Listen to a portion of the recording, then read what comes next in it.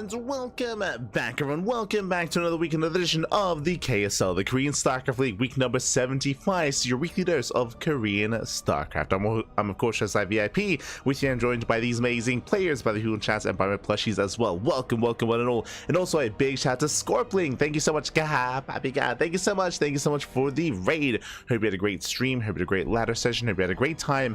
And welcome, welcome, one and all, to a bit of a catch-up replay cast. For those that are unaware, for those who weren't a part of this maybe a week ago or so at this point, the KSL was hosted over the weekend, was covered over the weekend. We unfortunately weren't able to cast it live at the time. We were casting another tournament.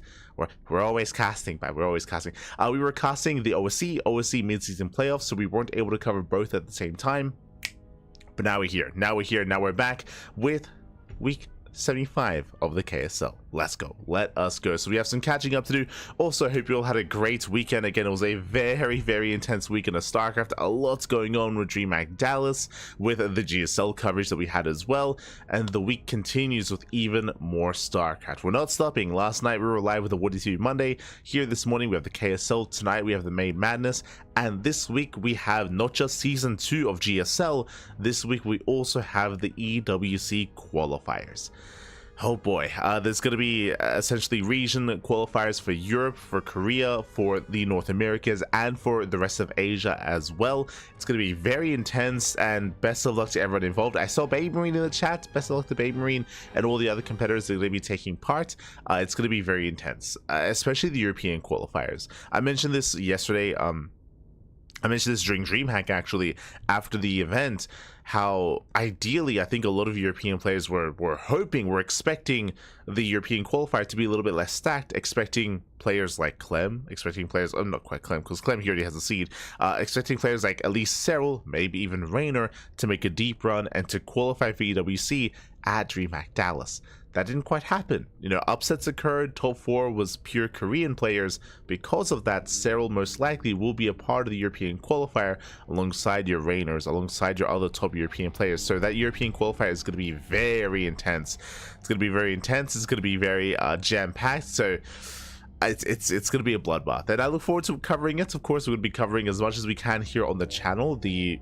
All the region qualifiers, European, Asian, Korean, and North American as well. The Korean qualifiers are going to be a little bit less intense, as there are now a plethora of players that already made it through. So best of luck. Best of luck to all those competing in the qualifiers, and likewise GSL this week as well. But now that we're catching up on the KSL, a lot to catch up on here. We're going to be jumping into the quarterfinals. We have first a PVT between Creator and Percival. Let's go. Let us go. We're going to be going over this match, then the semifinals, then the grand finals thereafter. Should be a bit of a shorter broadcast, but I'm more than happy to just have a shorter broadcast as well, especially after the DreamHack weekend. It's been intense, man. It's been very intense. So I'm happy to slow things down a little bit. Happy to slow things down. But here we go. We're jumping to game one, and game one is going to be on late lines. Let's go. Likewise, hope you all enjoyed the rest of your week here as well. As we jump into game number one. And spawning in the top right hand corner of ley lines, we have the South Korean Terran player. We have the blue Terran representing Team Little Fairy. It is Percival. And spawning in the bottom left hand corner, we have the South Korean Protoss player, the red Protoss, representing Alkazia Esports. It is a Creator. We go. Okay, later on tonight, we're going to be live with the May Mayhem day number 1 of the group stage. Once again, it's quite similar to this event, where it is going to be a replay broadcast of an event that did occur a couple of weeks ago. When it comes to the May Mayhem, we did cover day 1, we did cover day 3. Sorry, we covered day 2, day 3, but we did miss out on day 1, so we do have the replay. So we're going to be catching up on those day 1 matches before the playoffs, which will be later on this week. Oh boy, playoffs are going to be later on this week, but otherwise, going to be calming down, settling into our best of 3. So far, double gas opener out of Percival. Percival, he has been hyper aggressive, even pre-DreamHack Dallas. The meta, when it comes to Korean Terran players, has been 2 base all-ins, so we expect something similar here out of Percival. Likewise, we'll see if Creator can survive that. Creator, he typically is a more defensive player. When it comes to the Korean Protosses, I do kind of pin Creator as the most defensive of all of them, more defensive than Hero typically. Likewise, more defensive than Classic, more defensive than Trap, and of course all the others. So we'll see how he does compare. We'll see what Percival brings to the table. Percival has also been really surprising us as of late. He recently defeated players like Skillus, players like I want to say Creator actually as well, players like Shin. Percival, he's been getting some better and better results here in recent weeks. It's been very impressive to see that. Of course, he did travel to DreamHack to compete and to really show off that skill, of course. And now we're here featuring him against Creator. Let's go. Let us go. For now, again, double gas opener leads into a faster factory, leads into a delayed CC on the low ground. Someone was asking, or I should say Baby was asking earlier about us covering Mario versus Creator at DreamHack Dallas. I don't think we did. I think at the time of that match, I think we ended up covering some of the lower bracket matches instead. But I believe replay packs were made available. I believe they can be found on social media, and we will be having a replay broadcast of the EWC qualifying matches, of the matches that we didn't cover. That'll be probably next week. Like we'll find some time and we'll try to fit in a replay cast of those DreamHack Dallas matches that we did miss out on. I think like for example, like Mario versus Creator, or like Cyril versus Solar as well. Like there are definitely a couple of key qualifying matches, like the group stage matches that we missed out on, that were, you know, otherwise covering other matches, and yeah, we'll catch up. We'll get there. Until then,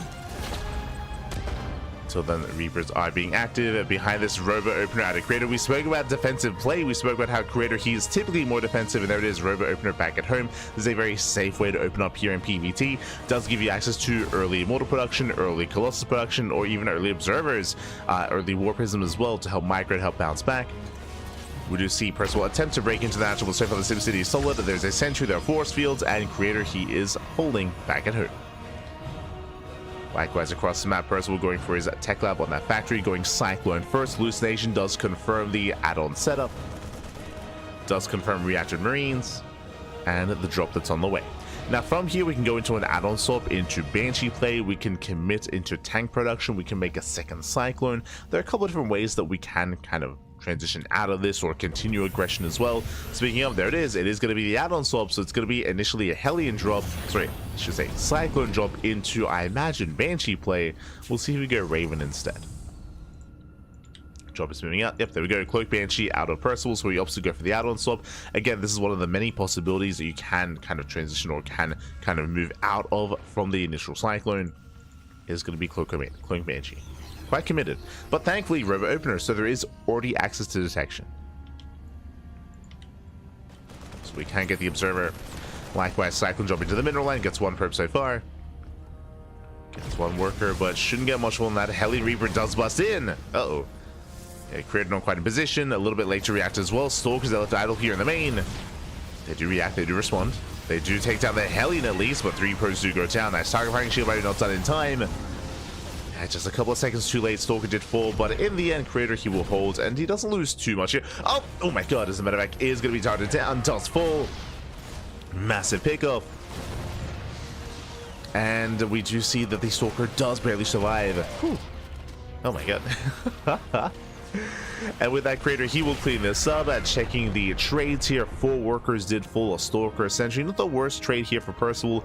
Ideally, you do want a 1-2 punch here. You have the drop coming in, and then you have the Banshee follow-up here to clean up. Unfortunately here, as the Banshees are going to be moving out, as the Banshees are backing up, getting ready for Cloak, remember there was a Robo Opener. Remember there is already detection. Observer is moving out. Now, if there's no second Observer, we can always recall. We can recall the Observer back home, or we could just make another Observer after this War Prism. We'll see if Percival can piece together what's going on as the Banshees are moving out. So 2 Cloak Banshees, they can one-shot workers. They can one-shot probes. They can be very, very devastating. They can get a lot done as they make their way towards the natural. Likewise, Creator moving out as well.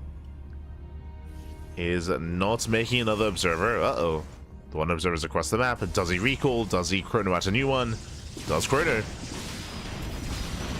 It's Banshees. They hit the middle line. 1, 2, 3, 4 probes going down. There's the recall. Only one Stalker. Uh-oh. Only one Stalker in position. Limited anti-air. There we go. Rest of the Stalkers do move from the main. And we will defend. but at a cost of 10 probe kills.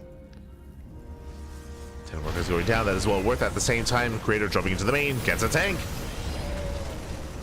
Tank goes down, boys are being pulled, Prism does fall.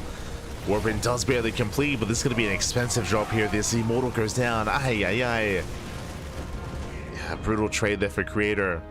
Better for Percival. And the Banshee is still going ham. The Banshee is still popping up.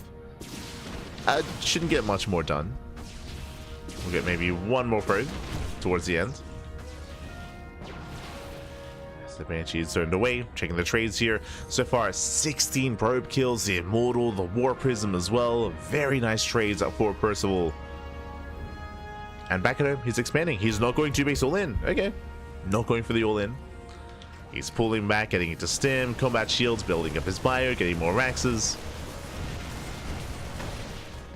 And we're building up towards a longer game state. Yo, Terran getting a 3rd CC? Crazy. Oh my god. But he is expanding. Is building up. Likewise moves out with a double drop. Tanks, they stay back home.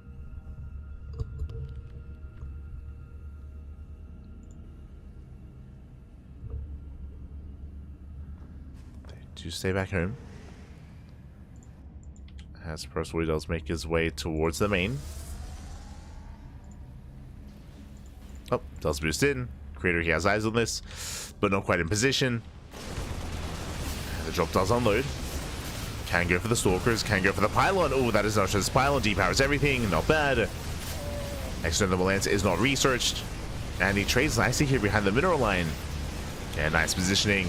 Takes down the Zealous, takes down the Stalker, going for the Bay as well. Massive pickup. Takes down the Bay, going for the Colossus even. Colossus takes a lot of hits, and he can go for it. The last settles for the Stalker and picks up. Likewise, reinforcements, they hit the 3rd base, and Creator is being pulled apart. And again, he had the tools to defend initially, but just so much damage throughout the course of this game. All those workers, 3rd base goes down, Bay as well, no more Colossus, 3rd one's on the way. And GG gets called. It's just too much to handle, and Percival, he will overwhelm, he will take game number 1. Whew, GG. A very impressive game 1 there from Percival to be able to pop off. I mean, again, despite the safer opener at a Creator, he wasn't quite in position when it comes to the Observer, when it comes to the Stalkers as well. A little bit of later reactions at a Creator as well. And here, Percival, he was able to just tear him apart. GG, well played. Very impressive stuff. And again, it also shows kind of like the strength of Percival nowadays. Like, I do give a lot of credit to his aggression, to his micro, to his tenacity as well when it comes to a lot of his matchups, including his TBZ against Zerg. But we'll see if he can keep it up. We'll see if Creator can adjust and tighten up his play as well, as game 2 is going to be on Ultra Love. Let's go. Getting into Ultra Love, and again, impressive initial game 1 here from Percival. And we'll see if he can keep up that momentum as we're loading into game 2. And spawning in the right hand corner, we have the South Korean Terran player representing Team Little Fairy. It is Percival. And spawning in the bottom left hand corner, we have his opponent. We have the South Korean Protoss player, the Red Protoss, representing Alkadzia Esports. It is a Creator.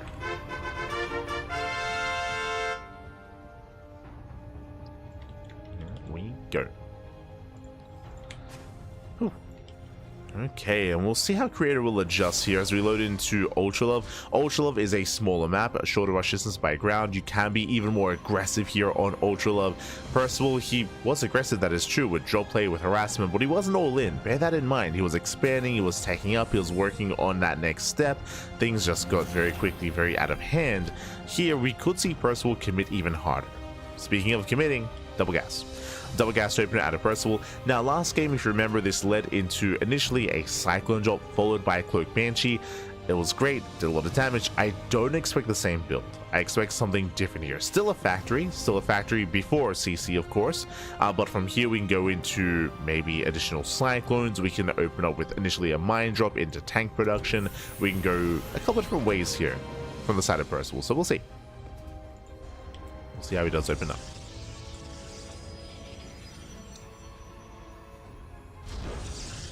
As Creator does go for a Gate Cyber Expand, Standard Opener out of Creator.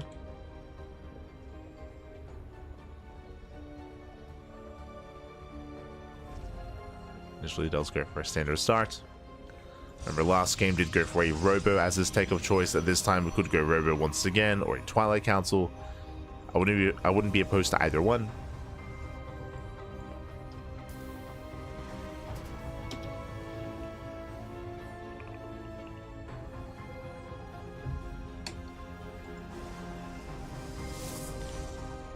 So we are settling in. You know, Percival does go for the Reaper Scouts. Oh, Stargate Opener. Okay. You don't see this as often, especially on smaller maps. This is, I would say, a bit of a risky maneuver here from Creator. A little bit greedy. Stargate Openers, they can do really well for you when it comes to gaining map control or gaining map control when it comes to shutting down drop play with Phoenixes, with Oracles to harass across the map. There are different ways to open up here, but you are going to be vulnerable to early game aggression, specifically to 2-base all-ins. We often see Stargate play on larger maps just because it is safer to do so. On these smaller maps, I would say this is risky. But so far, Percival, he doesn't scout. Adept into Natural, looking to delay the CC. And will not get the Reaper. Sorry, will not get the Hellion either. Nice defense there by Percival. Behind this, 1-1-1, Tech Lab on the factory. Did go Hellion first, and it is going to be a Phoenix-based opener out of Creator. But what's important is that Percival still doesn't know. He didn't scout. From here, once again, initial Cyclone. Last game was Cyclone, yep, into Medevac, into Cyclone drop. Right now, the pressure is still on Percival. So far, the build is identical as game 1. Same opener. I say that I think this time we do have a second Reaper, and I think it was only one last game. But outside of that, and again, I could be mistaken. But double Reaper here into the main. Ready for dust off. Well, the Phoenixes are about to reveal themselves, and they will. Now Percival is aware. Behind this, moving out with his initial drop. Likewise, there we go. Viking production, second Cyclone. He does react to the Phoenixes. And we'll see if he can catch one out. Oh, does get the lock on. Yeah, lock on here on the Phoenix. No lift, and the Phoenix is going to go down. Ooh, massive pickup. Uh-oh. Phoenix does full. Creator has to get the hell out of here. Bleeding out an Adept as well. Oh, just barely. Does go down. And honestly, I was going to say, I think Percival could have kept pushing, at least get a lock on to trade with the army. Alas, he didn't really know what he was pushing into. Shield battery is not yet done. Regardless, Creator, he will hold. Behind this, going Phoenix into Robo, Phoenix Colossus, potentially. Safety models on the way. From here, we can go into the Bay, into early Colossus, into a very old school composition, something we don't really see anywhere near as often anymore. Yep, there we go. Bay's on the way for Colossus. Percival, he's pushing. After catching a Phoenix, he does have some momentum. And we'll see if we can get another Phoenix. Again, this is the army. But the Immortals on the way. Do the lock on here on the Sentry. Sentry goes down. Nice pickup. Ideally, wants a lock on the Phoenixes. Triggers on the Immortal. Second Immortal's on the way. Lock-ons on the Adept. Not on the Phoenixes. Oh, and barely does survive, and with that Creator he holds. Ooh, I spoke too soon. I will trade out a Phoenix for the Viking, but it does hold on. Percival does boost away.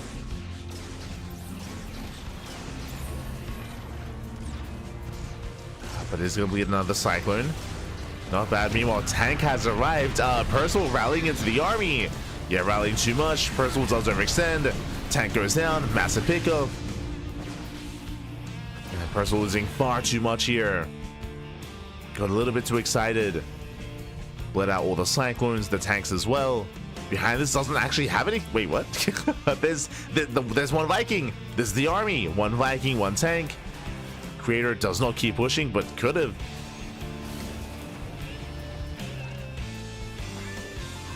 As Percival lost. Percival, for a moment there, he was down to 0 army supply. But last is building back up. Creator, he holds, and Creator, he's gone through the worst of it. Like, the scariest part when you open up Stargate is that early Cyclone aggression, is losing potentially all of your Phoenixes, and then you lose the game. You just lose everything. Your natural gets broken, and the Terran player just commits in. But here, he survives. Does survive, gains map control, Colossus has arrived as well. Creator getting a third base, and Creator, he's safe. He's safe and sound. Percival did overextend earlier, and Creator's looking much more comfortable.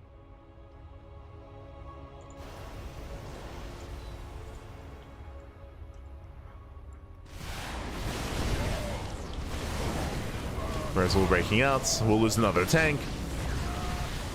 Oh, that's a lot of Vikings though. Jesus. And they do punish. Colossus goes down. Doesn't quite get all the pieces. But nice trade here from Percival. Building on more Vikings. Now taking his third base. And we're getting into a longer game state. Oh.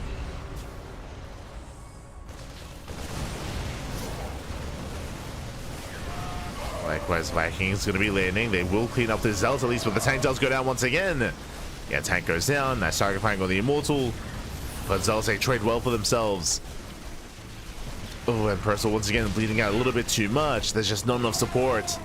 Vikings are going down. Marines as well. And Creator, he barely breaks through. Again, a very close fight. There's not really much to work with. There's 3 Zealots. Oh my god. Percival, he's holding. He's holding, he's surviving. Creator behind this on a full 3-base saturation. Now getting a 4th. Again, some very messy fights and very close defenses here for Percival. But he's holding on. Now getting into his own Ghost Academy.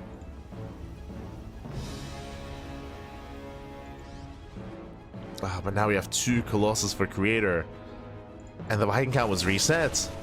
Now there are no more Vikings. Instead, medevac production. Oof. And medevac's not going to help. Bio army gets called out. I mean, there's just not enough here. Percival just bleeding out too much. Creator pushing out towards our third base. There is a minefield that's set up. Oh, trying to force any fire, not bad. So it's going to be going down. Nice red here with the Marauders, but there's still 2 Colossi. And again, 0 Vikings. I mean, how many Vikings went down earlier? 9 Vikings went down. Nice hit with the Marauders. Doesn't get the Colossus. Third Colossus does arrive. And there's no answer. There's no answer to the Colossus. GG gets called, and Creator, he snowballs out of control, ties up the series 1-1. And we are going to the ace match. Whew. GG.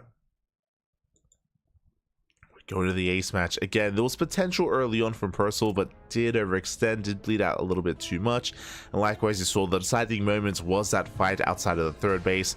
Percival losing 9 Vikings in total, and from there, never really reinvested. From there, just could not keep up with the army, was just bleeding out too much throughout the course of that game, couldn't build up and couldn't keep up. GG. GG, well played. With that, we're now getting into the ace match. We'll find out how this story ends. Does it go the way of Creator? Does it go the way of Percival?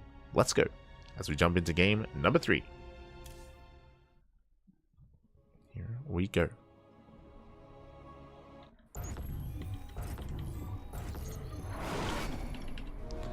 And spawning in the bottom left-hand corner of Tokamak, we have the South Korean Terran player, the Blue Terran, representing Team Little Fairy, being forced into the ace match. We'll see if we can bring it back. It is Percival. And spawning in the top right-hand corner, we have as opponent, we have the red Protoss player, the red Protoss himself, representing Team Al-Qadia Esports. It is Creator. And Creator mixing up this series. Game 1 opening up Robo, Game 2 opening up Stargate, Game 3 Twilight Council. Do we go for the trifecta? What is the plan? What are we going for? What is the opener? But now, welcome one and all to Tokamak. When it comes to more aggressive play, I would say that this map does favor more defensive play instead. The rush distance by ground is longer, and there are a lot more defensible locations. There are a lot more avenues here, a lot more ramps, a lot more points of elevation where you can pull off a defense, even with a smaller army. So it can be more difficult to be aggressive on this map. At least more so than Ultra Love, or more so than Pylon, or more so than some of these other smaller maps.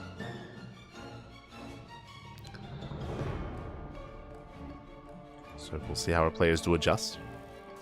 We could even see Creator be greedy, go 2-gate blink into a faster third. We'll see.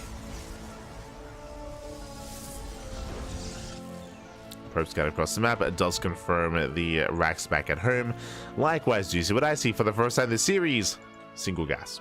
It is going to be a racks expand economic opener out of Percival. We spoke about it. Aggression is not as favored on this map, and as a result, economic start from the Terran for the first time. So going for a much faster command center. Going for the initial Marine into Reactor. I believe no scouting. Yeah, we're just cutting all the corners. Cutting all the corners. Economic opener. No SCV scout and no Reaper scout either. I believe the first bit of scouting information from Percival is going to come from his Hellion, which is going to be a ways away.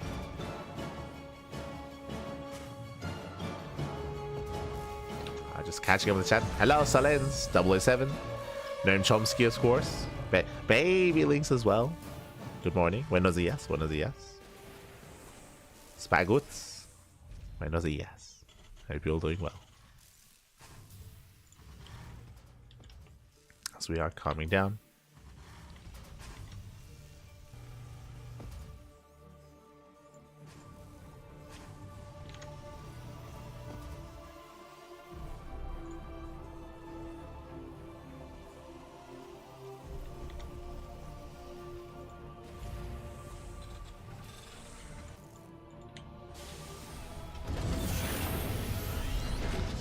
So far we have a take of choice, Twilight Council opener here out of Creator. The Twilight Council. So once again we do have a different opener. Let's go. We're opening up with Blink. The question becomes, how many gateways? 2-gate blink, 3-gate blink, or 4-gate blink Stalker? Our eyes are going to be on Creator. Hallucination goes in, confirms the 1-1-1. Confirms that we don't have a faster second or third Vax. And likewise gets eyes on the add-ons as well. So Creator looking very secure.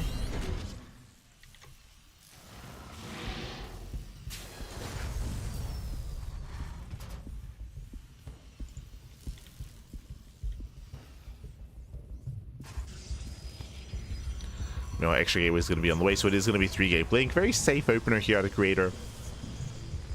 Very safe, not too greedy. With this, we'll have extra stalkers.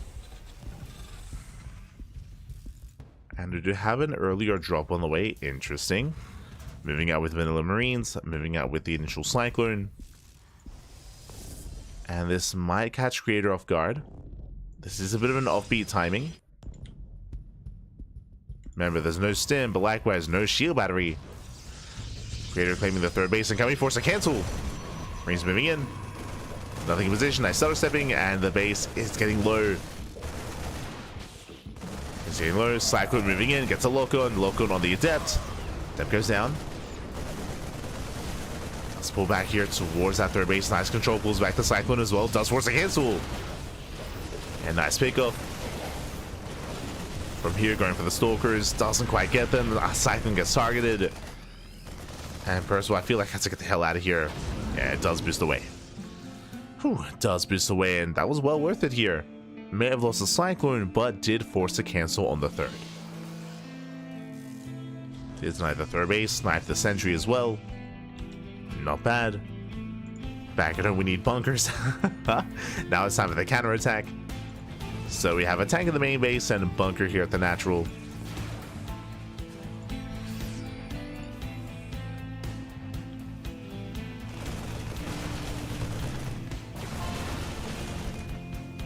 Soldiers back in. First of all, dropping into the main. Bearing in mind this is still going to be a vanilla drop, as in there's still no stim, still no upgrades. 3-1-1 setup.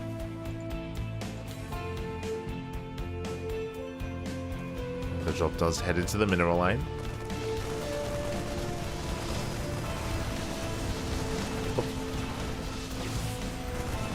Drop heads in, but nice positioning here with the stalkers.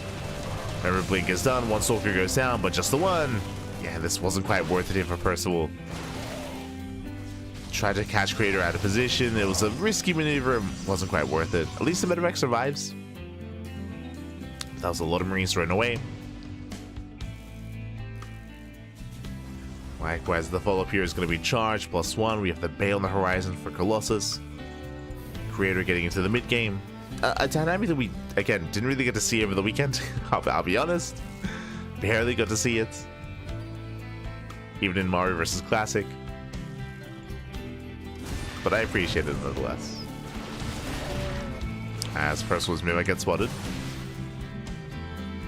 We're quite dedicated here on 2 bases, but there we go. Third TC's on the way. Percival is expanding. But now he has his upgrades. Now he has Stim. Now he has combat shields.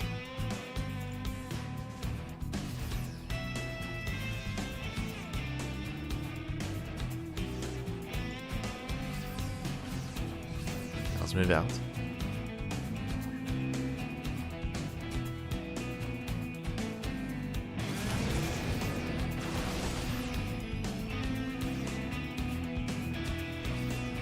Likewise, Creator just trying to buy time. Poking in does force the siege. At the same time, Prism slips into the main. Doesn't quite go for the warp in. But again, he's just keeping Percival busy. Back at home, building up more Colossus, just buying more time. Percival moving in. Does move into the third.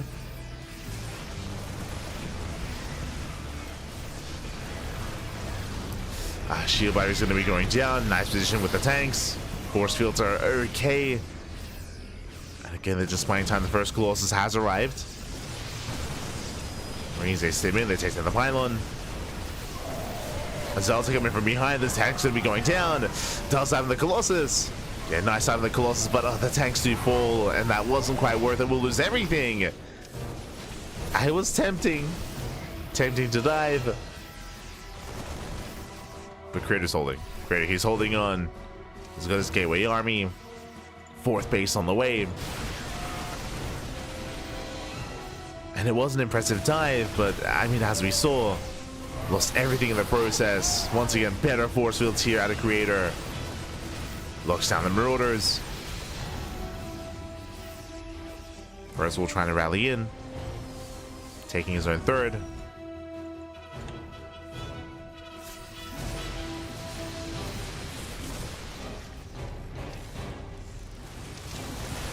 Likewise, collapsing forward. Storms are quite in position. Another Viking's going to go down. Sorry, another Colossus I meant to say. Colossus does fall. That is going for Percival. Just keep sniping Colossus.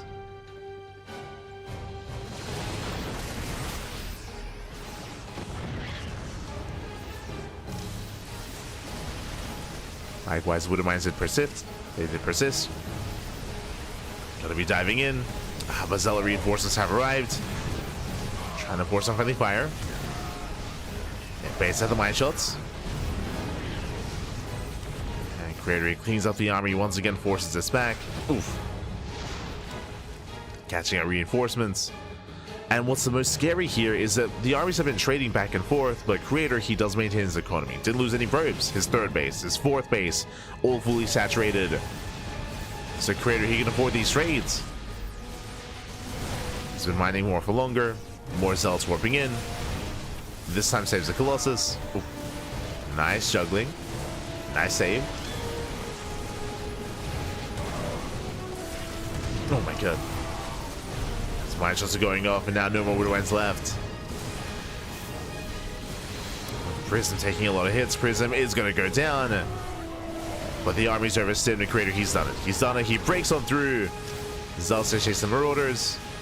Stalker's moving in. Percival barely holding on. Just barely. But Creator, he wants those workers. He wants to get into that mineral line. Oh. Barely cannot. Ah, never mind. Vikings, they land as the Colossus arrives. And so much damage done on the bio. Boys are being pulled. SCV's going down. Creator who does deal economic damage. Nice retarding with the Colossus.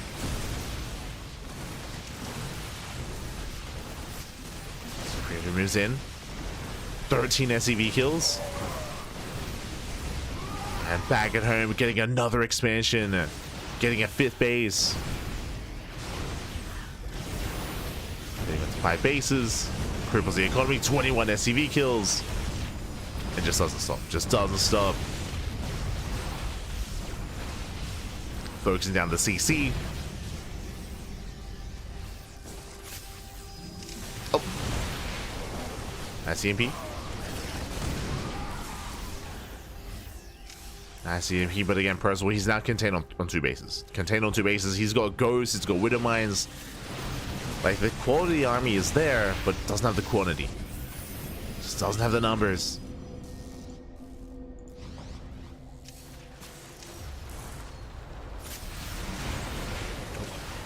Nice EMP on the Colossus. Creator getting up to 70 probes. Plus 3s on the way. Creator just doesn't let up. And pushing further in. Oh, the Ghost do clump.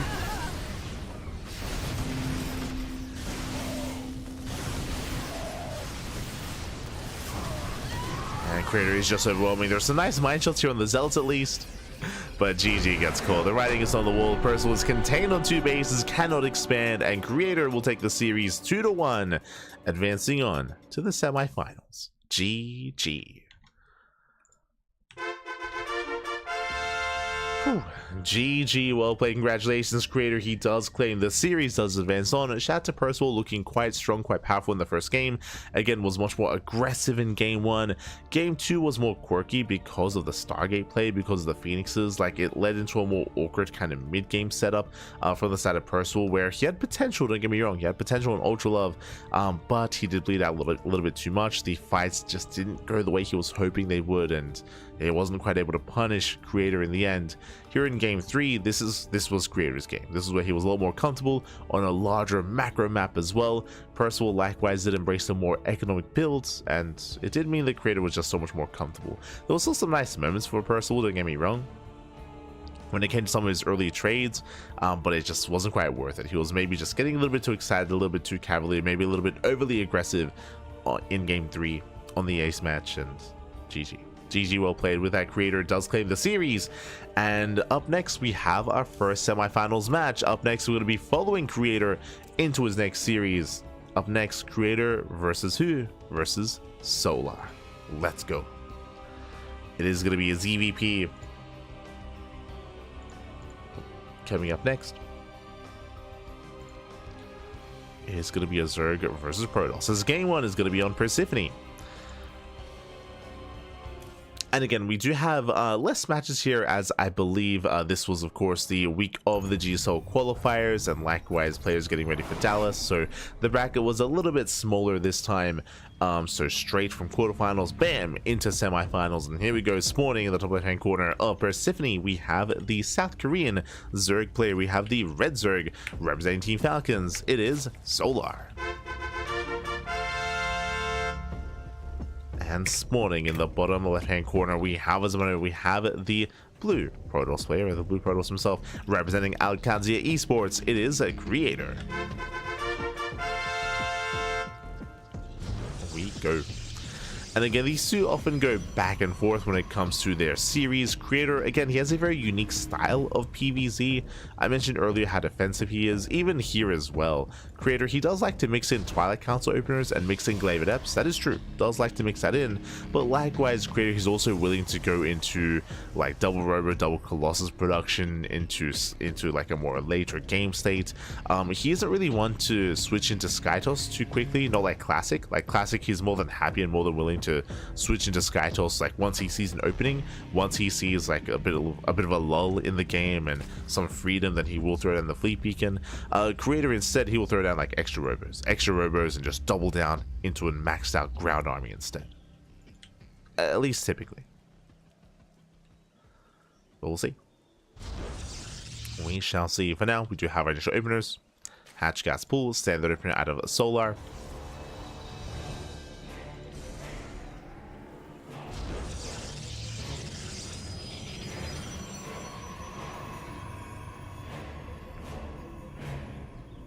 So initially standard opener. Likewise behind this is going to be saturating. Gate expanded to cyber core, standard opener out of Greater. Pylon gets thrown down, and again this pylon is a little bit ambiguous. It's a little bit middle of the road here in between the bases, so you can go for a Stargate opener, you can high tech go for a Twilight Council instead. I mentioned earlier that Creator, he does like to mix it up.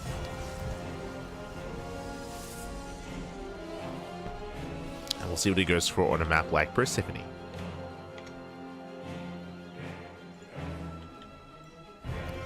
we go. Speaking of Stargate, so Stargate opener out of Greater. So far, so standard. Likewise, it's going to be on Solar to try to react, try to figure out what's going on, figure out what Creator is up to.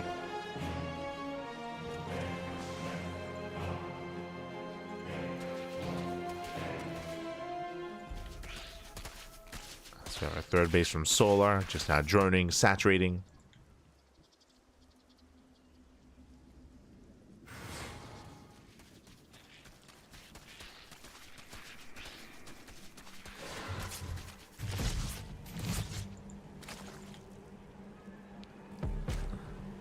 Have initial Oracle opener out of Creator.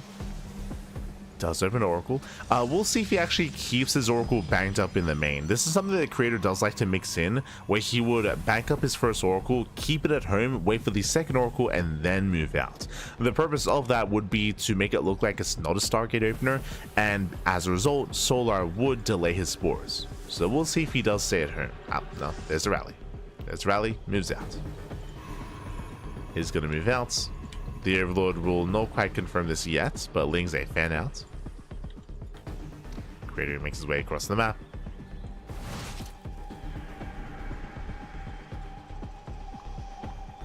Let's make his way across.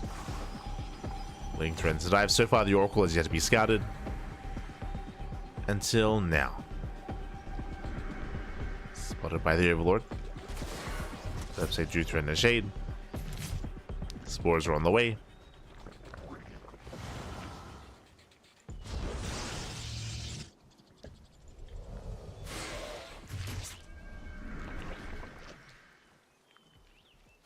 Setups, they will shade. Oh, not quite.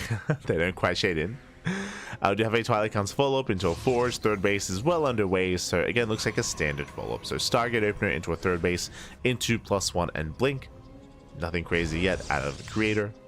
Nothing wild. Meanwhile, Eva Chamber first out of Solar, so he's going for the earlier Eva Chamber. This typically means +1 melee. I say typically. If you know anything about Solar's ZVP, you'll know that Solar, he's very fond of all-ins in this matchup, and we do often see where he's very fond of going for a Hydra-based all-in. That is based off of +1 range, or there's even a build where he goes for the Eva Chamber, doesn't get an upgrade, and then just goes straight for Lair, straight for Hydras. Meanwhile, FC straight into the mineral line. Oh! Oracle overextends, massive pickoff. Oracle goes down. And Solar, he shuts down the aggression. Creator did overextend. Has to back up, has to pull away. Lair's in production. I don't see an upgrade yet. We spoke about it. There is a build where Solar will skip upgrades. But for now, distracted, catching out the Adepts. Nice use of the healing pad. Does move out, still no upgrades. Show us the Hydrogen. Gases are being taken. Yep, all the gases. Hydrogen's on the way, no upgrade. This is intentional. This is a 3-base all-in. So basically the purpose here, yep, +1 range. So +1 range is on the way. Basically we're going to be skipping out and going for a very strong Hydra timing. 4th base should just be for Larva here. And Soul's just going to double down. I believe he cuts workers at 66, maybe at 69 at most. Speaking of going for the Bailey Nest, okay.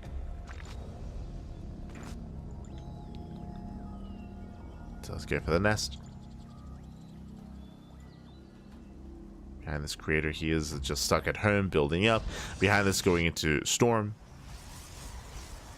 Templar Archives on the way. Creator is now stuck at home after the failed aggression. There's Overlord Speed. Solar, he will now have access to Dropper Lords. This could be either to reinforce the push or to harass at the same time. We'll see. As Solar, he does actually drone up even further, so my apologies. I assumed that he was going to commit a little bit harder here, but this upgrade is going to be later, so Solar, he's droning up to 4 base saturation. Which means now we have the choice. Now we have the option to go into an Infestation Pit, to take up into Hive. So we'll see if Solar techs, or we'll see if he just commits on Lingbane Hydra. Solar, we gotta calm down. Is lacking Hydra speed. So we'll have to back up. Again, Solar's still building up his Ling Hydra. Bearing in mind there's no tech. There's no infestation bits. There's no lurker 10. There's no further tech here from Solar, just doubling down on Lingbane and Hydras. And we're waiting for him to max out. Oh, here comes the mass Doom Drop. Let's go. Did mention Overlord Speed earlier. Overlord Speed is done. Doom Drop is on the way. Here we go. And again, this is going to be very committed here by Solar. Again, as a reminder, he is choosing not to tech up. He's choosing to commit on lair tech. And here comes the drop.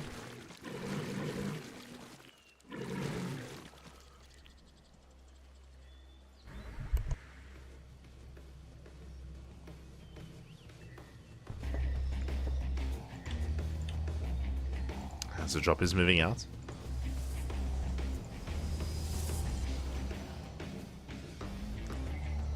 So massive Doom Drop into the main. At the same time, Hydra's distracting here on the right hand side.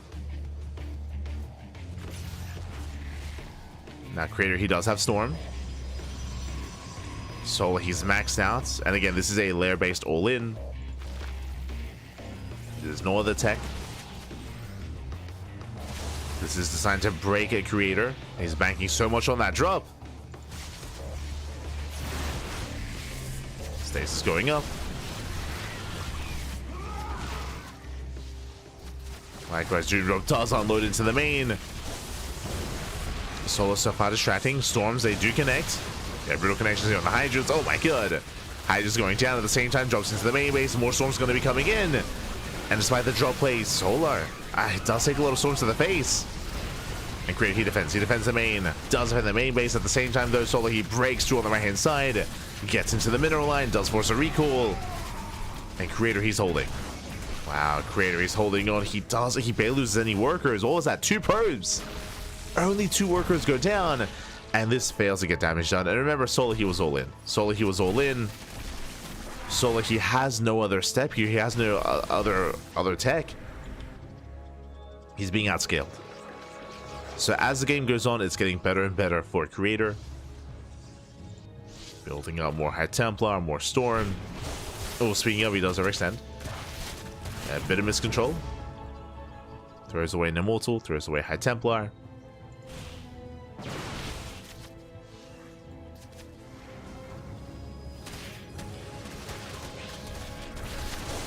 Ooh, has Storms, they do connect. Yeah, the Storms are brutal. Oh my god. Storm on the Hydras. The Lings, they do get a strap on the Immortal, not bad. Oh god. But the Storms are insane. And Solar, he's struggling here.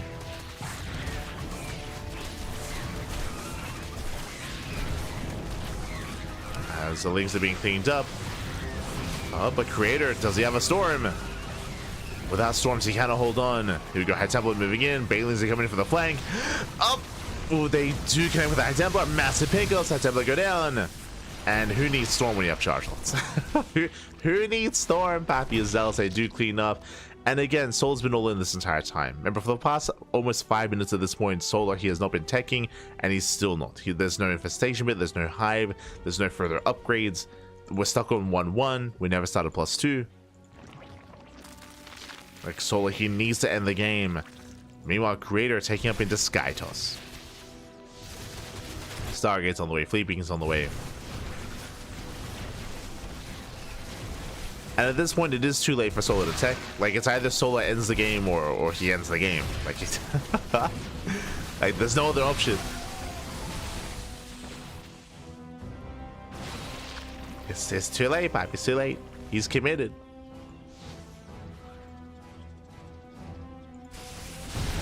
At the same time, a nice Bailey run by. Gets into the mineral line. Likewise, Solar barreling in once again.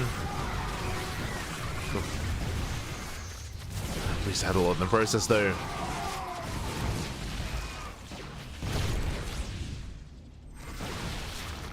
With that Solar, he's forced back. He's forced back. Tempest Production's on the way. Mothership as well. 5th base for Creator. That is brutal. Now, technically, if Solar can get on top of the High Templar again, if he can get on top of them, if he can focus them down, like Solar, he can take a fight. He can still win. He can still win this game if Creator makes mistakes. And that's what he's hoping for. He's hoping for mistakes. Gets on top of the 5th base. Likewise, collapsing in the army. Bailey trolling in. Oof. Bailey takes down the High Templar. Nicely done. Where are the storms? As we maybe overinvested going into Sky Toss. And there's only one High Templar. Only one High Templar against this. We need more High Templar. We need more storms. Creator barely holding on. Does have the cloak. He is holding, but we need splash damage. I mean, whether it's Storm or whether it's Colossus, we need something. There we go. 4 High Templar finally morphing in. They're morphing into Archons. I mean, Archons are also going to be useful, but unless we need so many High Templar, we go 2 more. Nice Storm. Storm connects. Creator now down to 4 bases. Slows in. Oh, locks down the army.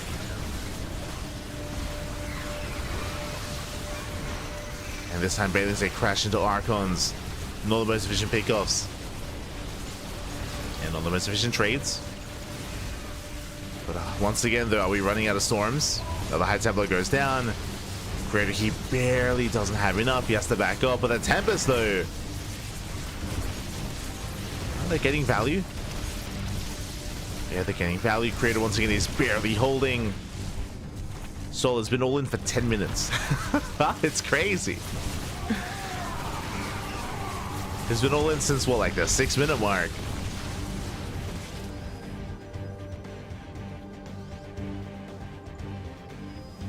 Creator's still barely reinforcing. I'm still concerned by the lack of High Templar. He has the money for it. Once again, the Master Hydra can actually trade well here. I'm not too convinced by this move out, I'll be honest. Like, Mass Hydra's not meant to be this intimidating, but without any splash damage, sure, I mean, it is. Archon's going down, Mothership as well. Creator feels like he's overextending. Also warping in. Creator, he still might just barely have enough anyway. It is close. Zella peels off into the mineral line. More Zealots warping in. There we go. 1 Zealot is all it takes. Gets into the mineral line. Drone's going to be going down.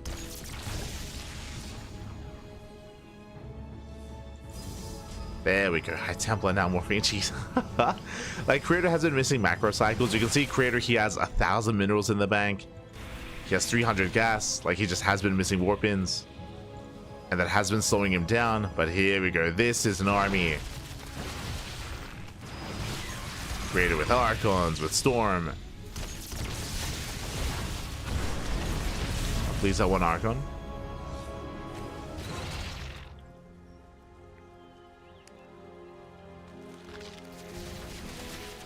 And Creator is on 10 gates. could do with a couple extra gateways. Just to keep himself going. There's the 5th base on the way.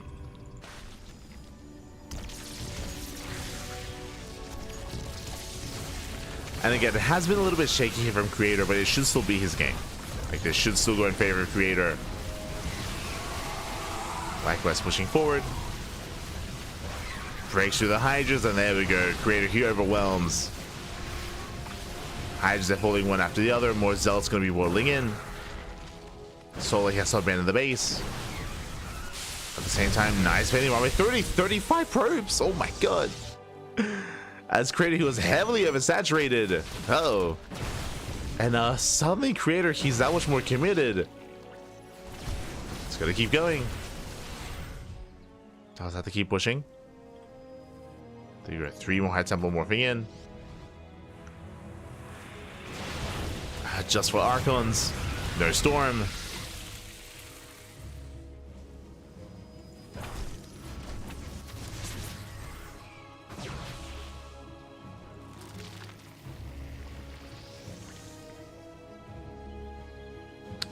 Solo, of course, will just been stuck on Link Bane Hydra the entire time.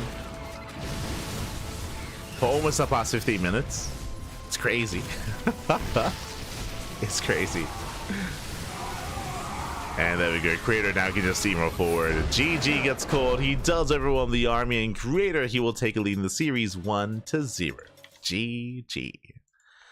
Whew.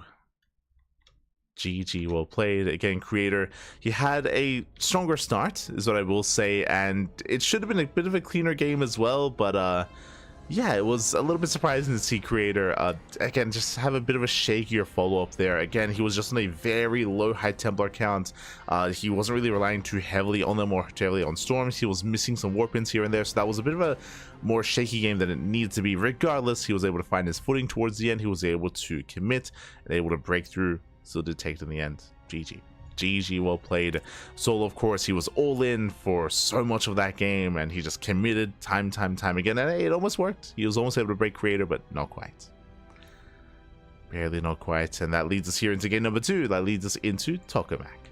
Let's go.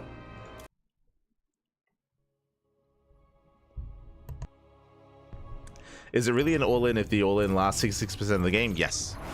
An all-in can last a long time. That is true. It is true. All the features of the all-in were still applicable there, where like he just had no longevity in that game. Like he had to obviously commit, had to end it, otherwise he would just be outscaled, and he was outscaled. And here we go. We are getting into game number 2 and spawning in the top right hand corner here of Tokamak. We have the red Zerg player, himself. For Team Falcons, it is Solar. And spawning in the bottom left hand corner, we have the blue Protoss player, the blue Protoss himself, representing Team Alcadzia Esports. It is a Creator.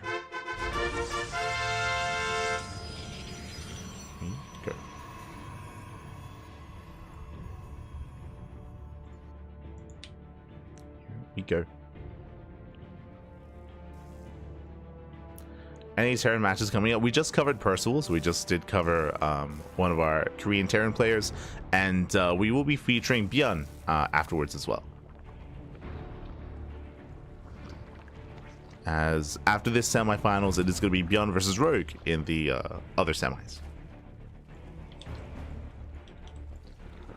Now they're going to be settling in.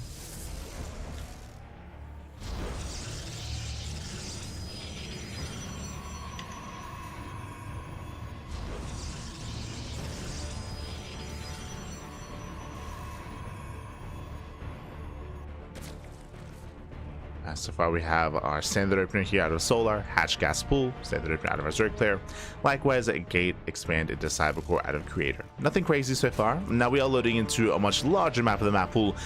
Now there's a lower chance that Solar is going to all in. Again, last game he just committed on Lair Tech, he just committed maxing out on Link Bane Hydra and just doubled down and just never teched up, never teched out, never got into a hive, never got into lurkers or anything else. But there's a lower chance of that happening here. here, those kind of all-ins are less effective, so we should be seeing Solar embrace a longer game state or try to end the game even earlier. But I'll be honest, we do expect Solar to take more gases early on to drone and to head into Hive, head into Lurker tech. But we'll see. Another option, of course, is Mutaplay. True. Tokamak, not the worst map to go into Mutas, to go into Aspire. Interesting, as we do head into our third. So going to be delaying our next set of queens here in faster of a third base, or in favor of third base.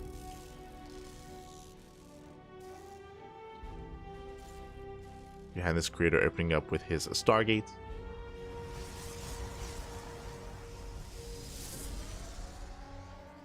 And once again opening up Oracle.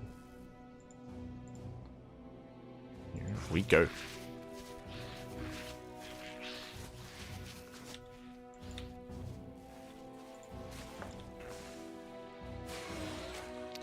Oracle is on the way.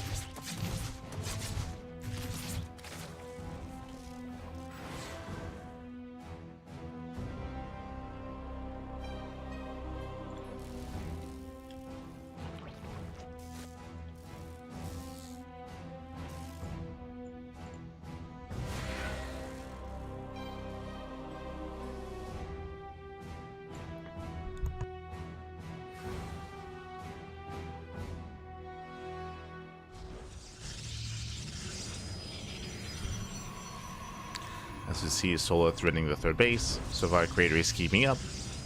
It does delay his Oracle aggression, but it does move out nonetheless. You see Solar just saturating on 3 bases, building himself up. And right now we're waiting to see the Evo Chamber. Waiting to see if we go for an Evo Chamber first, would you see a Roach Warren, or if we skip it, go for a faster lair. So we're waiting for the tech. Meanwhile, that is going to be an earlier Twilight count, so we were hyper-fixated on Solar, talking about what he would do just because he was the aggressor last game, but this time Creator with a bit of a cheekier build. Gateways are being thrown down, we're waiting for another gateway. 3 gates set up for the time being, no Forge. Are we going into Glaives? Safety Roach Warren, thankfully. Safety Roach Warren out of Solar. If you remember, he did skip this last game. And show us what you got. As it is going to be Blink, but no Forge. Or delayed Forge, I should emphasize. Now, something that I actually haven't seen in a long time, it has fallen out of favor, it's fallen out of the meta, is 3 base, 8 gates Blink all-ins. That is very heavily fallen out of meta here, and that is going to be an option, but there we go, Forge on the way. Forge is on the way, so later upgrades out of Creator. Much later Forge. But I'm just trying to think the last time we saw an 8-gate all-in. It must have been like maybe 2 months ago at this point. Jesus. It has been a while. I mean, players, they did get used to scouting it. They got used to and better at defending against it. I guess because it was a little more prevalent. But it has fallen by the wayside.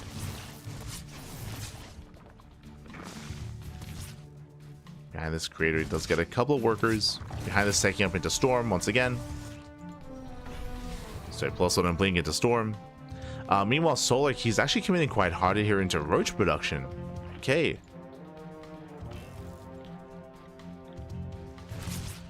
A lot of Roaches are on the way. Solar is expanding, getting a 4th. So far, joining up to 68. +1 range, more Roaches on the way. Okay. Very heavy Roach composition here out of Solar. I assume this was just for safety, but no, he's doubling down. We have +1 range on the way, knocking down those rocks, and Solar, he might just go for a 3-base all in here, might not saturate the 4th base and just commit with Roach Queen. Yeah, here we go. Drop Lord, German Taxi. He's going for the German Taxi. Drop Lords are on the way. Solar, he's committing. He's sending it.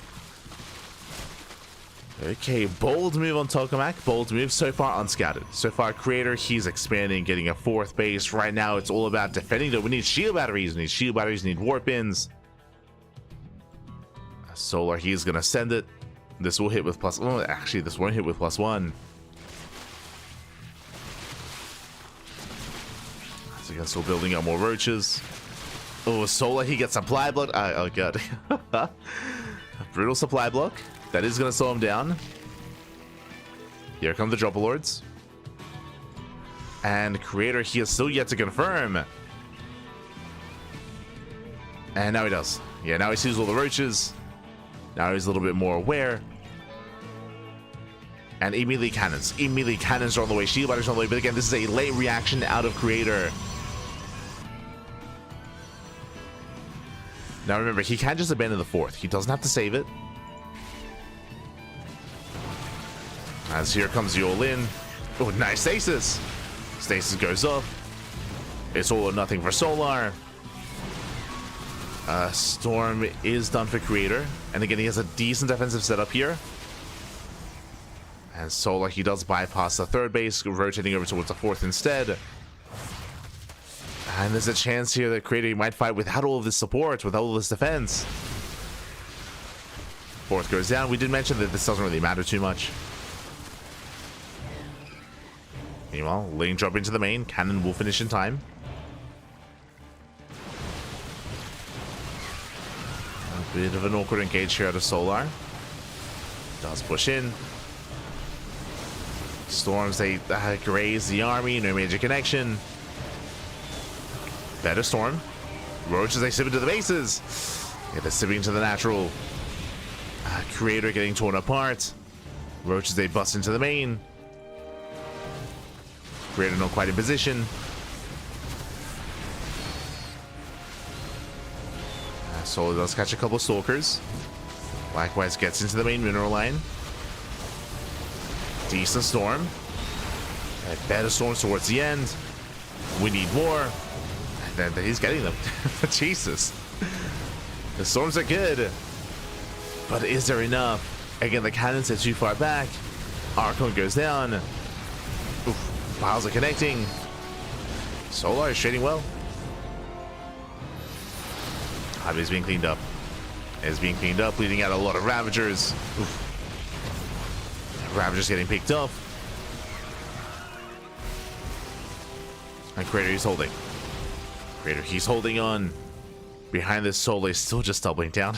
just like the last game. Solar, he's not getting +2. He's not taking gases. He's not taking up into Hydras. He's just making pure Roach. He just wants to end it.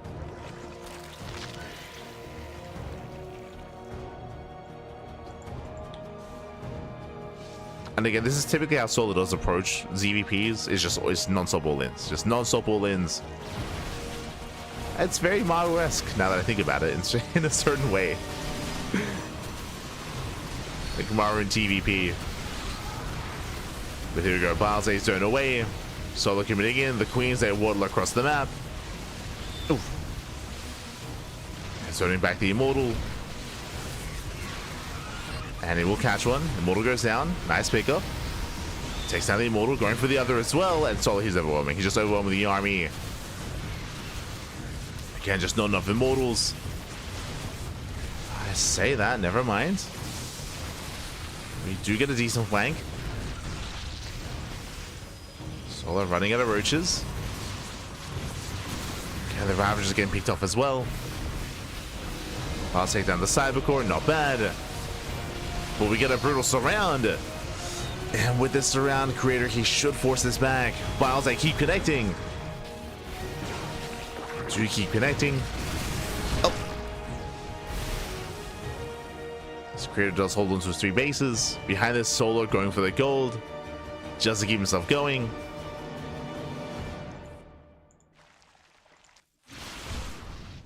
And just making sure there's no expansion.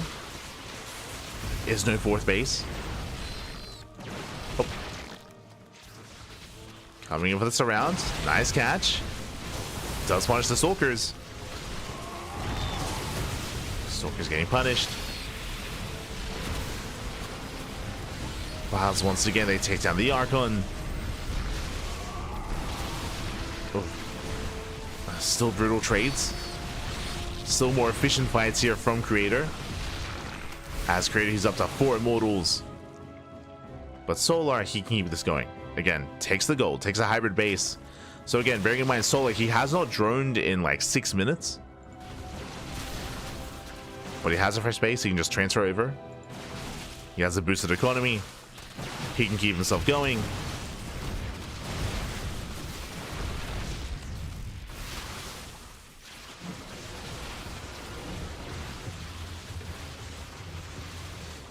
And so he is looking to outscale Creator. Or just overwhelm, I should say. Just overwhelm with just sheer number. +3 is on the way for Creator. He is getting better upgrades. Getting to +3. Building up more storms. But the immortals are exposed. Oh! Decent storm. One immortal goes down. It's one. Oh!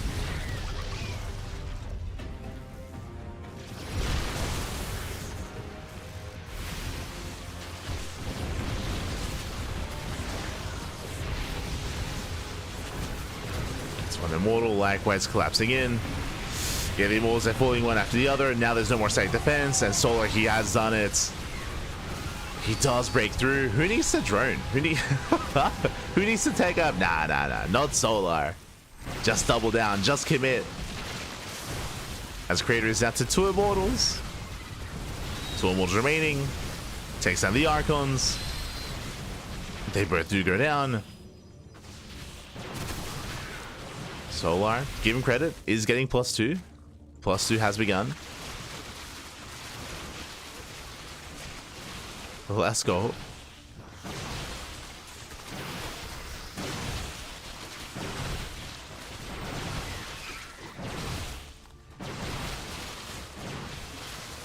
And with that Solar, he does punish. Once again, Creator attempts to expand. Does finally get a 4th base, or is trying to get it up and running, but he won't be able to. He won't be able to. Once again, zone back. Mineral line going to be going down. Brutal pickoffs.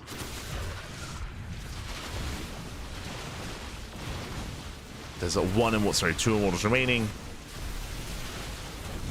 Getting really nice kiting here from Solar. And with that, the immortals they're exposed. They're once again exposed.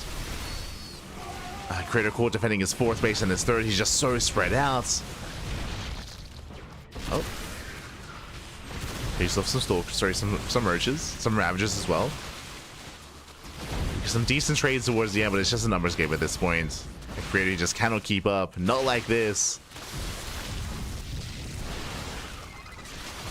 As Solar gets into the 4th.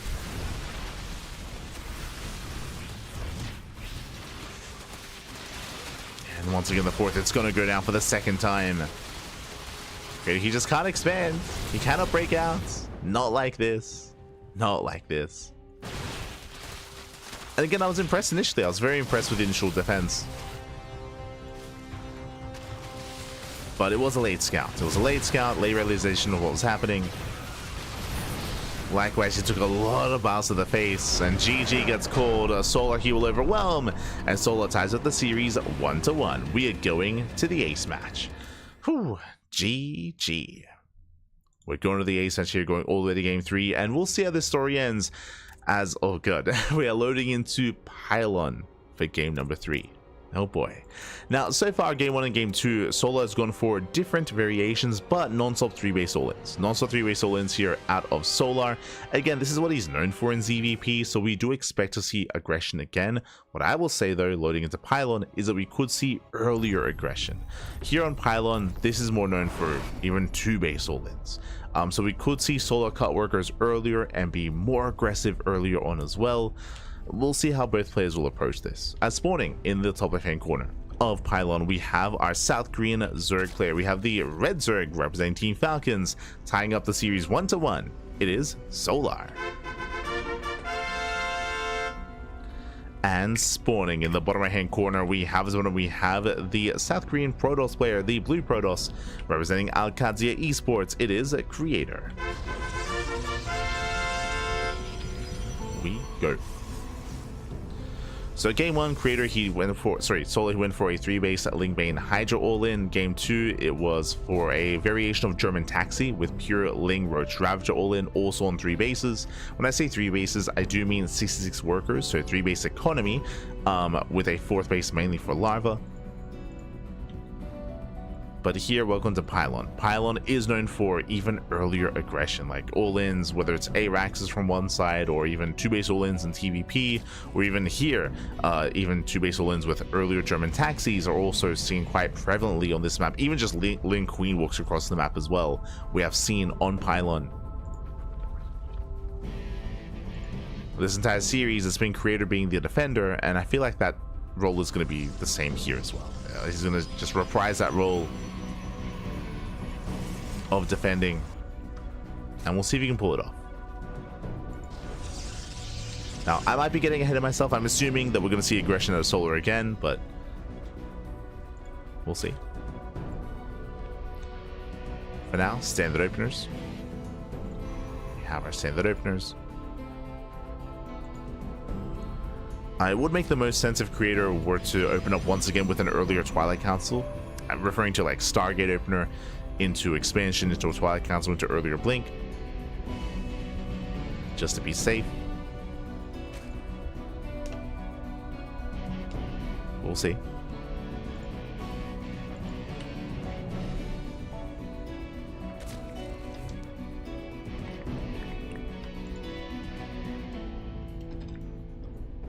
As getting into the map itself, the rush distance by ground is very short, so short rush distance by ground. Likewise, the third bases are less defendable. They're a little more wide open. There's a lot of angles of attack as well in between the third, the natural, and the fourth base. So we have seen many a player attempt and struggle to defend on this map. Solar going for his third. Joining up. Once again, Stargate opener out of Creator.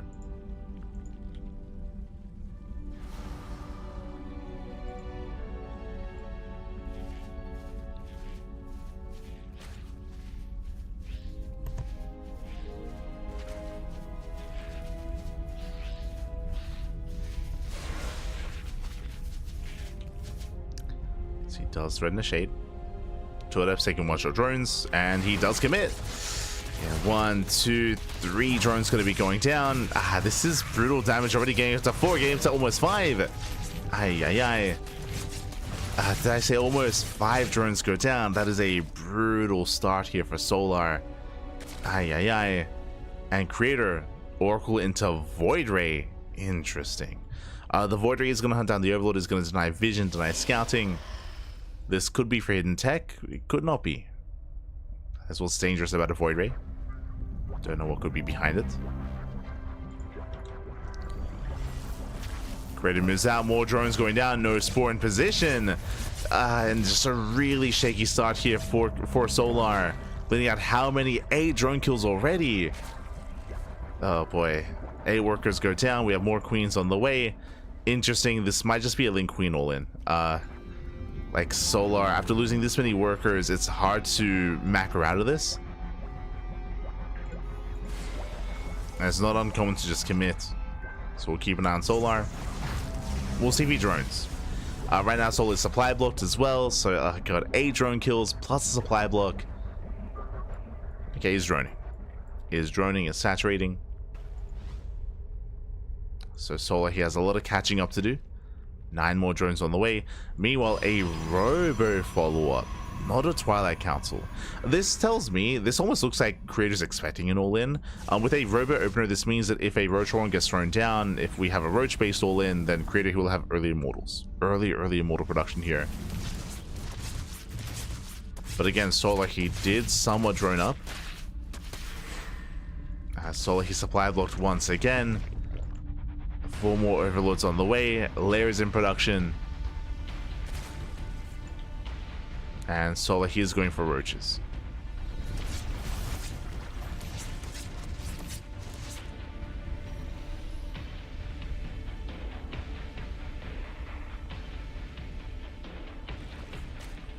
He is going for the Roach Warren. Now, what I will say is that because it is a Robo Fold, not a Twilight Council, it means that Creator can't actually be aggressive.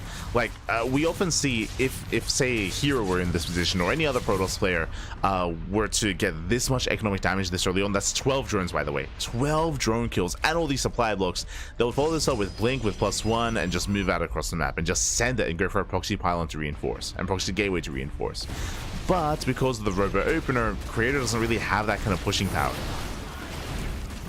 Again, he has Immortals, no Blink Stalkers, or even Charge. Immortal gets spotted as Spire follow-up. I do like this, so we're going for the Mutas, going for the Spire. Charge is on the way. Now, what's scary here is that it looks like Creator is going to strike before Mutas hit the field. The Muta play can be really effective, especially against a Robo Opener, but this does feel late, because it is late because of all the damage that Solar has sustained. And Creator, he should be active sooner and earlier. But we'll see. As Oracle's to threaten a dive. They get a Revelation in the main. Alas, the tech is hidden not in the main base, but at the third location instead. No Spore, by the way. Stasis Wrap's going up.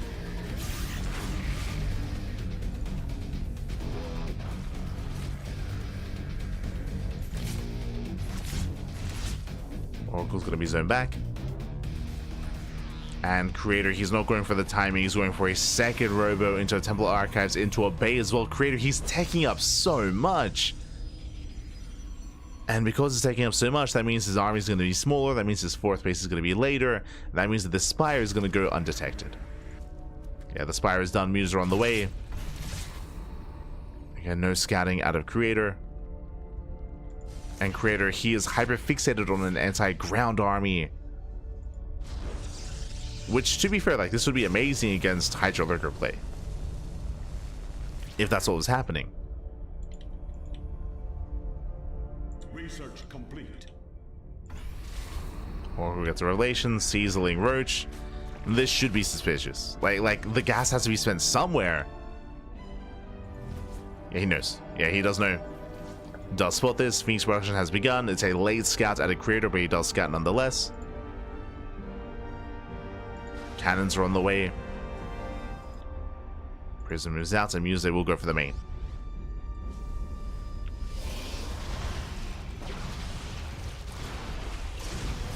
Creator, he has some time to respond. Oh. Does well with the Phoenix. So far, so good. Stargate is depowered. Main army does hit the low ground. And again, Creator, he was just throwing down so much resources and tech. Like, his army just is lacking.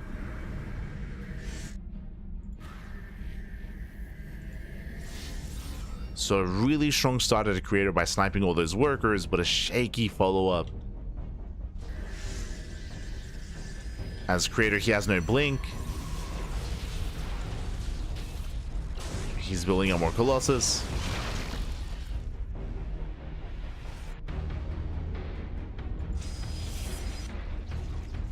Meanwhile, Solar, he is recovering.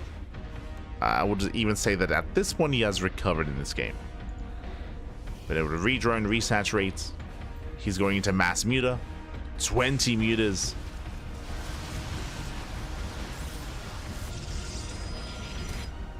And again, Creator is still not ready for mass muta. He's got 2 Archons. He's got 2 Archons. He's making more Colossus. At this point, he would need Storm. And a second Stargate. Like a second Stargate, Mass Phoenix. Considering just how many mutas there are. There's 25. And Creator, he has underreacted. Archon goes down. Massive pickup. Takes down one of the, there was only 2 Archons to begin with. And Phoenix is going to be going down. We have Vanilla Stalkers warping in. It's now sinking in just how heavily Solar committed into mass muta. And Creator, he cannot stop this. He just can't. Yeah, Stalkers are just being focused on one after the other. And Creator, he's all in. Creator, he's all in at this point. Going for a massive counterattack. Knocking down the base. It does get an expansion, that's true. Oh, the pieces are trapped. Oh no! Yeah, the pieces are trapped. They're going down. Every single Phoenix goes down, and the music will kill everything else. There's just not enough anti-air here. There's Adepts, Immortals, Colossus. And Solar, he's running away with this. And sure, bases are going down and workers are going down, but there's no answer to the mutas. That's the reality here. There's just no answer.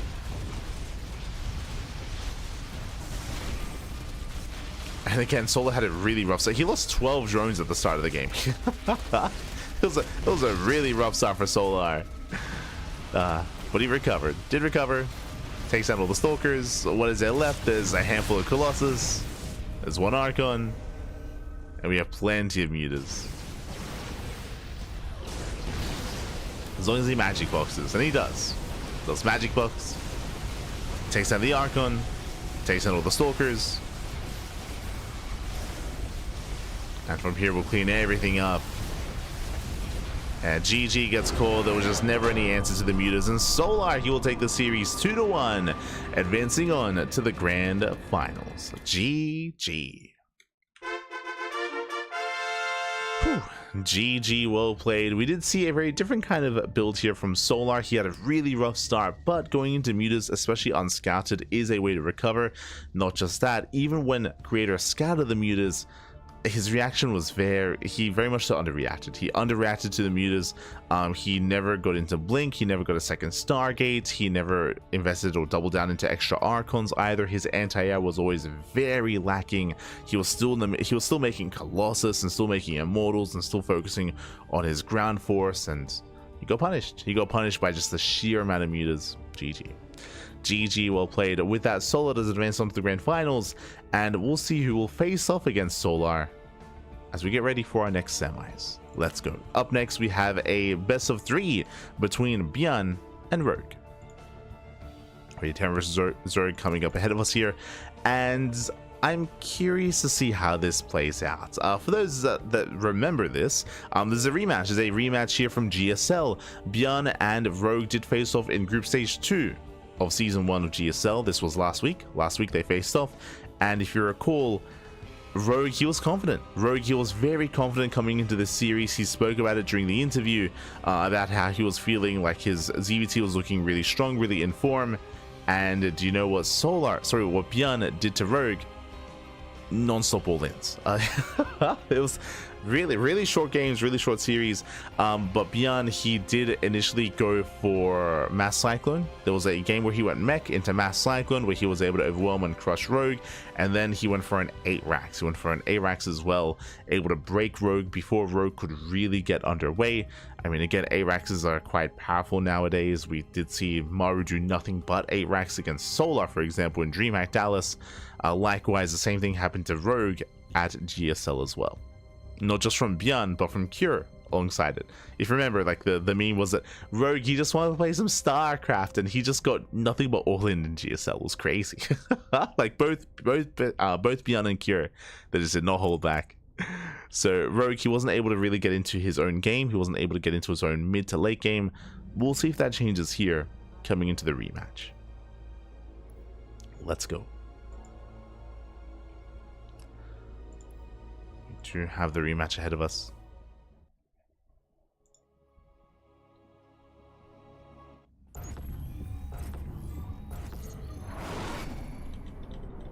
As we are getting into our next game and spawning in the top right hand corner of Torches, we have the South Korean Terran player. We have the Red Terran representing Shopify Rebellion. It is ByuN.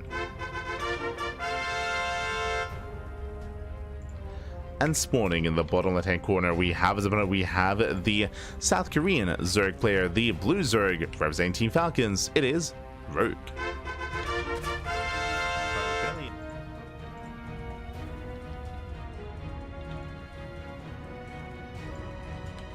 Here we go.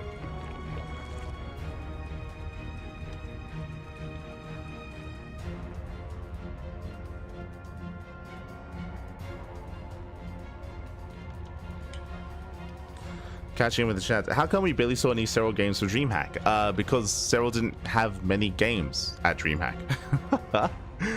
I say that if you recall, I did mention that we weren't able to cover Serral versus Solar.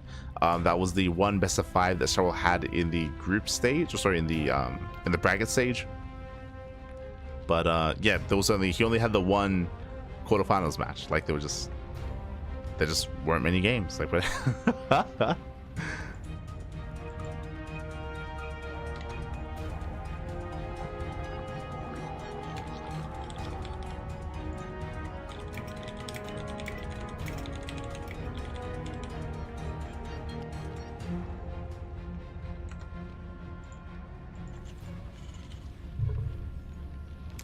here we go. As we are moving out, welcome to Torches. Torches is, of course, one of the more aggressive maps in the map pool. Much more aggressive. As hello, Rogue, as he does early on mine through these gold minerals. Now, I'll be honest, I haven't seen a lot of ZVT on Torches. This is one of the most vetoed maps in the map pool, so this is a rare sight to me. So I'm curious. I'm excited. We're going gasless. Okay, gasless opener. This does make the most sense. If you remember, if you were here for El Dorado, for the previous map pool, gasless openers were a lot more common. A lot more common here on El Dorado. Likewise, Torches makes the most sense as well. For those that are curious, what a gasless opener entails, it's just really greedy. Really greedy. It does give you a boosted economy. It does give you a leg up here coming into this ZVT. The downside, no gases, means no link speed. There is no link speed. So because of that, Hellions can punish you, but specifically on this map, how do you punish this third base? How do you do it? ByuN would have to mine through the minerals himself. He would have to mine through the minerals, and that takes a lot of time as well. You can see that Rogue actually has the Overlord to make sure that doesn't happen, or to keep an eye on that sort of thing. So because of that, this third base is very safe. It's very safe. It means that you can get away with specifically securing this ramp to get away with a greedier build. So this is quite risky on other maps, but specifically on Torches, you can get away with it. Just like on El Dorado. Just like on El Dorado. Hellion moves out. And again, Rogi just has to be concerned with defending the ramp. Meanwhile, that's a 1-1-1. Oh boy. Now, we spoke about Torches being a map that is often vetoed. The reason for this, the rush distance by air is very short on this map, and this is hyper aggressive out of ByuN, going for a 1-1-1 into an early drop, into an early move out. No third TC. Meanwhile, Roach opener out of Rogue, that makes sense, or this is standard. What I should say, when you open up gasless, because your gases are so late, it's not worth getting link speed. At this point, it's too late. It's too late to get link speed, so you just skip link speed entirely and go into Roaches as an opener. Likewise, Eva Chamber as well, we're fully walling up this ramp to make sure we're safe against Hellions, but it's not about the Hellions, it's about the drop, it's about the initial push. Here we go, medevac towards the right hand side, Hellions towards the left, and a Liberator to reinforce as well. So ByuN is doubling down.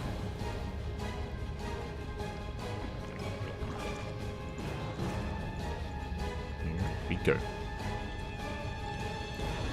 As ByuN does boost in.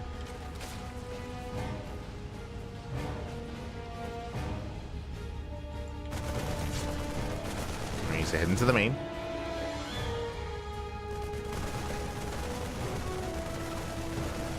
Heading to the main to get a couple workers.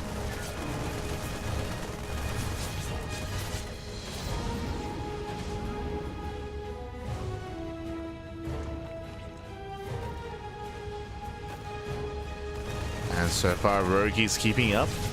So far, so good. You can see the Hellions, they tried to go in, but there's a full wall here at the ramp, so the Hellions are denied.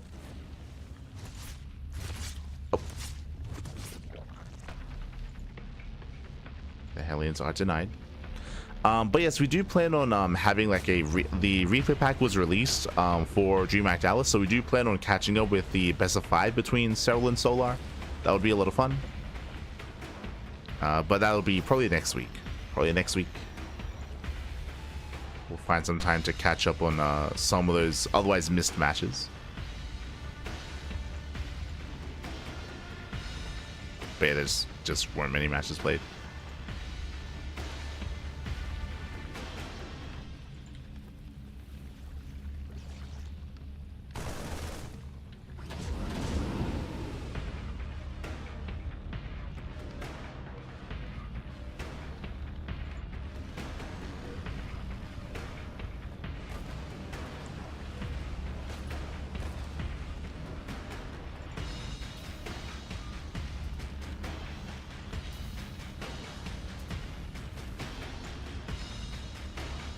So we're focused in. Behind this, Rogue is taking up. So from the initial roach base opener, and he even's making use of this wall as well, we're going to be expanding towards ByuN, going for the goal base. Really unique setup here from Rogue, and ByuN so far unable to punish. And ByuN is falling behind. Remember, no threat. This is Jesus. ByuN, because of the opener, he's throwing this into a 2-base all-in. Okay, this I can get behind. Now, Rogue is being greedy. Rogue is being greedy. He's running up quite heavily. I mean, the opener was greedy as well. Now expanding forward, taking the goal base, taking up in towards the infestation bit. I believe this should be roaches. Oh, I was going to say roaches into a fast hive, but no, roaches into a swarm host, which is also something we saw here on El Dorado. Because of the terrain, you can go swarm host and locust wave straight into the main, but ByuN is going for a 2-base all-in. I am concerned for Rogue here. Upgrade's going to be denied. As he does focus on the first evo chamber, +1 is denied. Gets carapace, gets +1 range as well. Yeah, massive pickups. 0 upgrades here for Rogue. Rogue is stuck on 0-0. And waiting for ByuN to break out. And again, these Stormers have potential in a longer game, but here against an all-in, the problem here is that this is going to be dead supply. If we waste a Locust Wave going into the main base, that means there's nothing to defend. Oh boy. He doesn't know. Yeah, he doesn't know. Locust Wave goes into the main, here comes the all-in. And Rogue has nothing. Like, this is the army. A handful of roaches. Like, a handful of roaches, the Swarm Host, a dead supply. ByuN just stimming in, and he can just ignore the base. He can just keep going, and he should. Yeah, he should just run. He should just run past. Just run past the base. Yeah, he does just ignore it. I mean, he kills it in the process. Bile takes down the first Liberator, now pushing into the third. If the stage bit goes down, upgrades are never going to finish, and Rogue is caught with his pants down. He's supply blocked as well. Rogue can't make anything. Heavy supply block. 4th base goes down, 3rd base goes down, and Rogue, he's stuck on 2 bases again. Rogue just too greedy here. He didn't recognize, he didn't know that it was a 2-base all-in. So Rogue, he was just caught off guard. Didn't realize what was happening. Just like in GSL. Just non-stop all-ins against Rogue. Locust Wave, trades it trades with the army at least. Likewise, 1 tank goes down. And from here, ByuN could just expand. He can just back off and expand. As we keep an eye on that CC. ByuN pulls away. Clears up all the creep.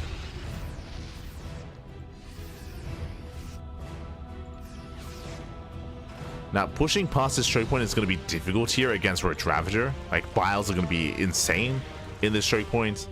So ByuN rotates. Just rotates over. And again, ByuN's win condition at this point can just be to deny the third. Deny the 3rd base, contain a Rogue on 2 bases. Now he sims in, takes the fight. Biles, they do graze the army. But he just sims and wins. Yeah, he just sims on in. The Roach Ravager cannot trade head on. Not like this, not against Mass Marine Marauder. And the army just crumbles. There's 3 roaches left, down to 2, down to 1. 1 roach remaining. And GG gets called. Rogue is overwhelmed, and ByuN will take game number 1. Whew, GG. GG, well played. ByuN does take a lead in the series. Again, very greedy play out of Rogue, and I did like it initially to go into a gases opener. It's fine. I feel like going into a gases opener on Tokamak, sorry, on torches, but unfortunately he took it a step further, rushed into a 4th base and went into Swarm Host. And in a macro game on the problem is that torches isn't El Dorado. that's the problem here. There are some similar features, that is true, but the biggest one that's different is that it is a much smaller map. El Dorado is like twice the size as torches. Well, maybe not twice, maybe like a 3rd extra size of torches. The rush system by ground is longer. Here it's shorter, it's smaller, it's so much more difficult to get away with this kind of greed, and ByuN did punish by just doubling down and committing into a 2-base all-in. This is also partly on Rogue, because Rogue never scattered. He never scattered. He didn't realize how much danger he was in. Otherwise, if he had realized, he probably would have calmed down, focused on building up his army instead, gotten into infestors instead of Swarm Hosts, and would have had a cleaner defense or a much more competitive defense instead. Regardless, GG. GG, well played. The pants were down, Pappy. The pants were down. And that leads us into game number 2. It leads us here into Tokamak. Let's go. Let us go. Do you all know? I mean, again, look, what are we vetoing in a, like, we have a best of 3, we're not vetoing torches. Like, bro, he's crazy, he's crazy. And here we go, we're getting into our next game, and spawning in the right hand corner here of Tokamak, we have the South Korean Terran player, the Red Terran, representing Shopify Rebellion. It is ByuN. And spawning in the bottom left hand corner, we have the blue Zerg player representing Team Falcons. It is Rogue. Here we go. So we are opening up. And welcome on to Tokamak. Tokamak, I would say, is a better map for Rogue when it comes to building up and getting into a longer game state and macroing up as well. I did mention previously that Rogue, his biggest strengths, where they lie in the mid to late game. If he can get into lurkers, if he can get maxed out, then Rogue, he can thrive, and he can take it to the best Terran player in the world. He can take it to Clem even as well. Can take it to all of them. Only if he can get there, though. That's a thing.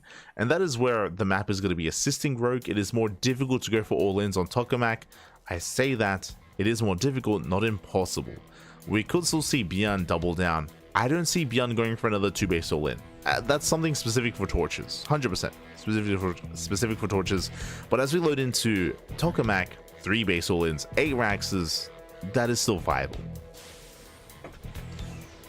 That is still viable here. Is still very much so an option. So our eyes are on ByuN.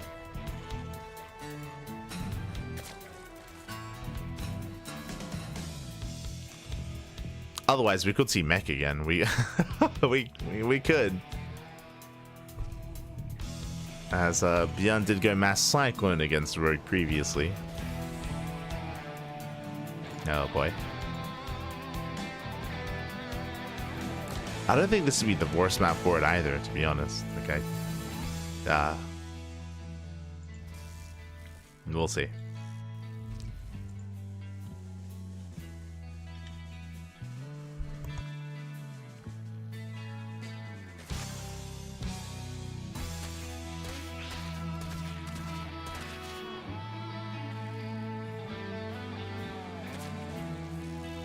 So now standard opener. Hatchcat's Pool, we're joining up. We do have our 3rd base on the way for Rogue. Likewise, ByuN going for, ooh, that is a 1-1-1. Okay. Now, I was all for this last game. Like, on Torches, it makes sense. Torches, you know, it's a small map, you know, double down, send it, 2-base all in, that's fine. Here on Torches, this is a bold move out of ByuN. It is a bold move, especially after he went for this opener last game as well. So the chances of him being scouted is a lot higher. The chances of Rogue being ready for something like this is a lot higher as well. But this is where mind games come into play. Rogue, you might be thinking, oh, okay, we're loading into Tokamak, you know, you just all in me in game 1. You're gonna do that again in game 2? No shot. No shot. You're gonna be aggressive on Tokamak 2 games in a row. Which he is. This is the problem. Now, I say aggressive. This doesn't have to be a 2-base all-in, but this is very aggressive because there's no 3rd TC. This is the same opener that we saw last game. Going for a Marine drop with Hellion support. Lings, they do scout. They don't really get much information, though. They do see, actually, they see all the Marines. That is reactive Marine production, of course. So that is a tell. Hellions move out. Rogue back at home. Is making Lings, thankfully. Cork Banshee on the way, going for the add-on swap. Overlord being hunted down. And this is a tell. This is a tell. There should not be a medevac at this time. So early medevac, now Rogue knows.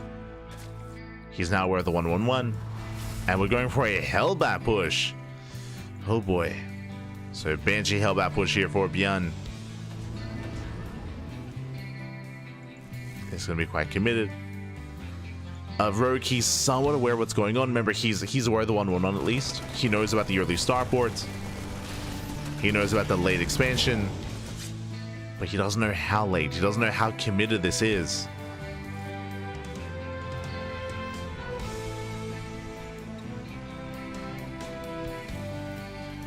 as Hellions are amassing. Is going to be 6, soon to be 8 Hellions, so 8 Hellions, bunch of Marines. Medevac will be there to support the Hellbats as well. It's going to be that Cloak Banshee support. To defend against this, there's no Roaches, no Baneliness, it's purely Ling Queen. And there's not that many Lings, and there's not that many Queens either. And here we go, here comes the Morph. Hellbats take transform. Now moving in. He's chasing down the Queens. They do pull away in time. One Queen is going to go down. Nice transfuse though. Yeah, nice transfuse. Lings are coming for the surround. One Queen falls, takes down all the Lings. And how many Queens does he get? He gets 1, he gets 2, he gets 3. 3 Queens, he's going to get up to 4. 4 Queens go down, and Rogue holds. Rogue, he does hold on, does cost him 4 Queens, does cost him a bunch of Lings. 5 drones as well. Oh, the Banshees! Oh no, the Queens! The Queens were distracted, and the Banshees are popping off. Drones are falling left and right. 8 drone kills. Ay, ay, ay. The 1-2 punch. Marines, they keep rallying in, and Rogue's being torn apart. Not like this. 10 drone kills. The Queens, remember, there's no transfuse, and he gets another Queen. He gets almost every Queen. Just every Queen goes down. That was how many? That was 6 Queen kills. And he won 7. As the Banshees are still catching reinforcements, still catching more Lings. The value here is insane. And this was well worth it for ByuN. Well worth it here. As he's still getting more damage. 13 drones. And 6 Queens. Behind this, ByuN is expanding. 3rd CC is on the way. It's late, but it's still there.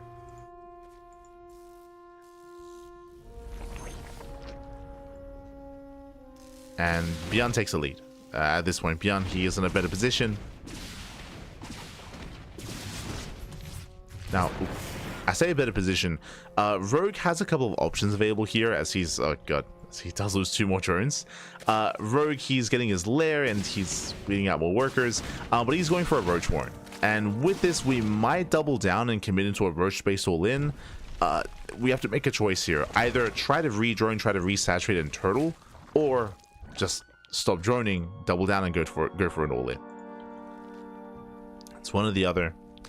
For the time being, Rogue, he does re-drone on 3 bases. But does he saturate the 4th? That's the question. Does he make any more drones from here? Infestation bits. Bailey Nest. It's probably going to drone. It's taking up. The pit should be for melee. I mean, he already has melee as an upgrade, so it's going to be for Lingbane Roach Ravager. There we go. More drones are on the way. This is going to be for Hive Tech. So Rogue is going to try to build up into a longer macro game. But Rogue is vulnerable right now. And ByuN is pushing. He knows how vulnerable Rogue is. After the early game, Rogue, he's been re-droning. So the army is lacking. Icing run by, gets 2 SCVs. ByuN is pushing forward. Rogue has 9 roaches, soon to be 15. That's a decent roach count. Nice miles. Gets a first tank. Tank goes down. Ooh, but he's fighting within range. The roaches are falling left and right, and oh god, he cannot take this fight. Not like this. Yeah, the roaches, they crumble. Reinforcements are trickling in, so Rogue, he will hold. But that was a brutal fight. That was how many? That was 9 roaches going down. Ay, ay, ay. Again, the roach count isn't high to begin with.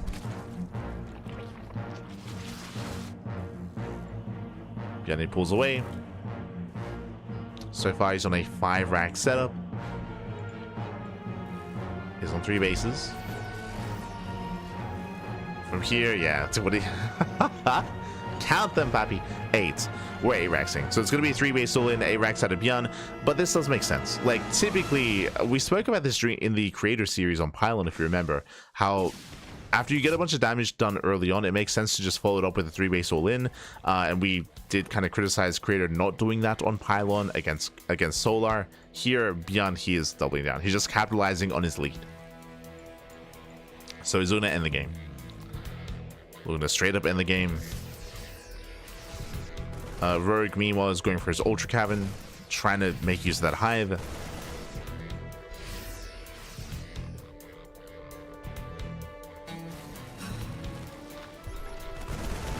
Now, I believe we can get some tech labs here for Marauder reinforcements. As I believe he's only making one Marauder at a time. Yep, there we go. Making tech labs. That's why ByuN takes the gas geyser here, is for those Marauders. So this is an adaptation, just because it's up against roaches, is for Marauders instead. As the tanks are exposed, nice melee connections. Oh my god, the splits are not there. Yeah, splits are not there, and so far Rogue, he is holding, he shuts down the tanks. Nice fight here by Rogue, very nice. Does hold, does defend. And again, ByuN did overextend, pushing onto creep. But waiting for the next wave, waiting for the next step here. As tech labs are finishing up, Marauders are on the way. Gateway heavy Marine Marauder composition. Wave 4th CC. This tells us that ByuN doesn't believe that he can kill his opponents, but he's still being hyper aggressive. He's not taking him into ghosts. Still doubling down. Rogue now has 2 Vipers. ByuN is looking for a way in. Gets a Queen.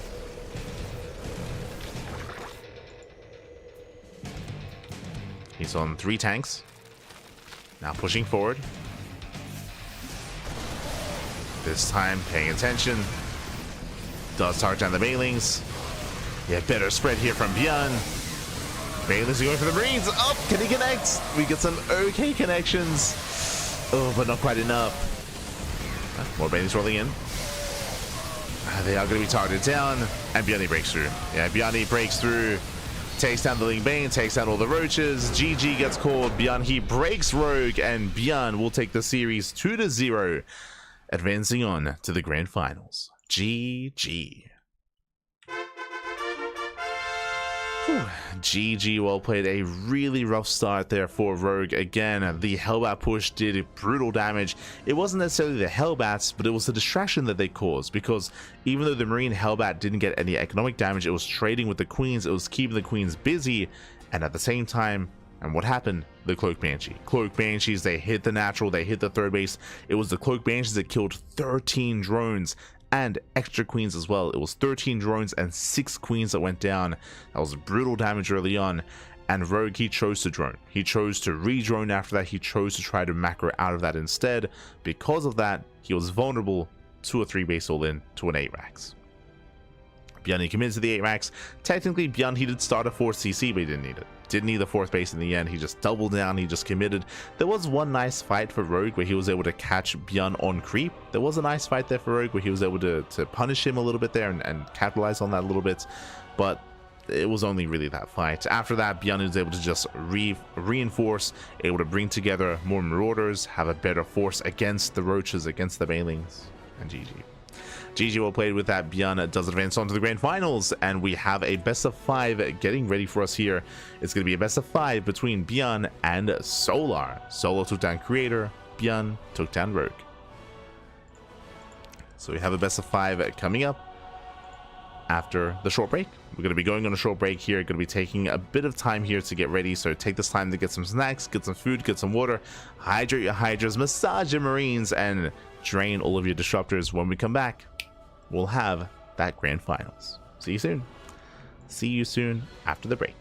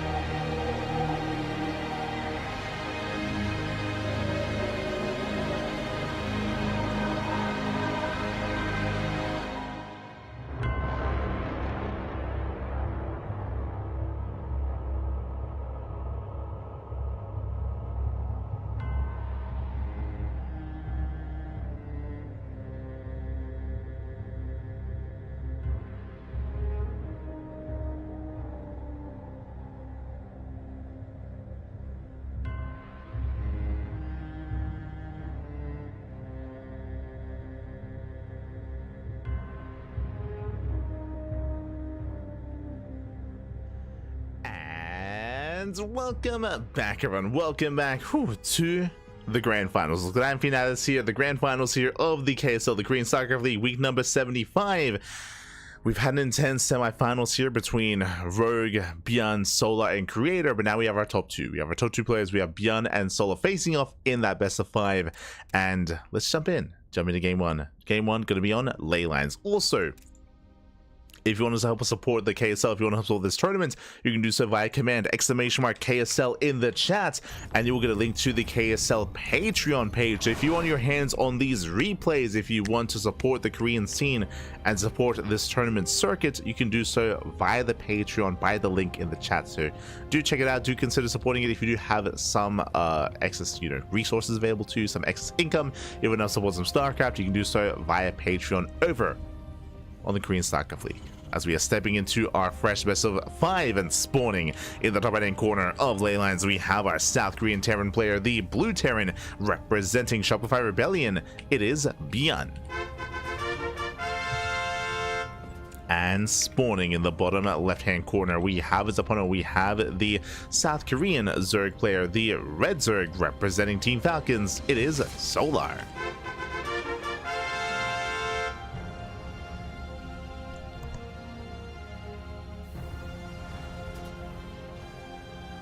Here we go. We did just have a very aggressive series out of ByuN, but I'll be honest, I feel like part of that might just be because of his opponent.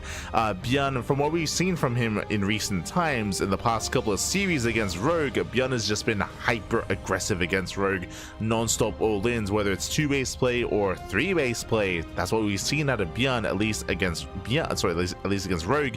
Against Solo, we'd often see more standard play though.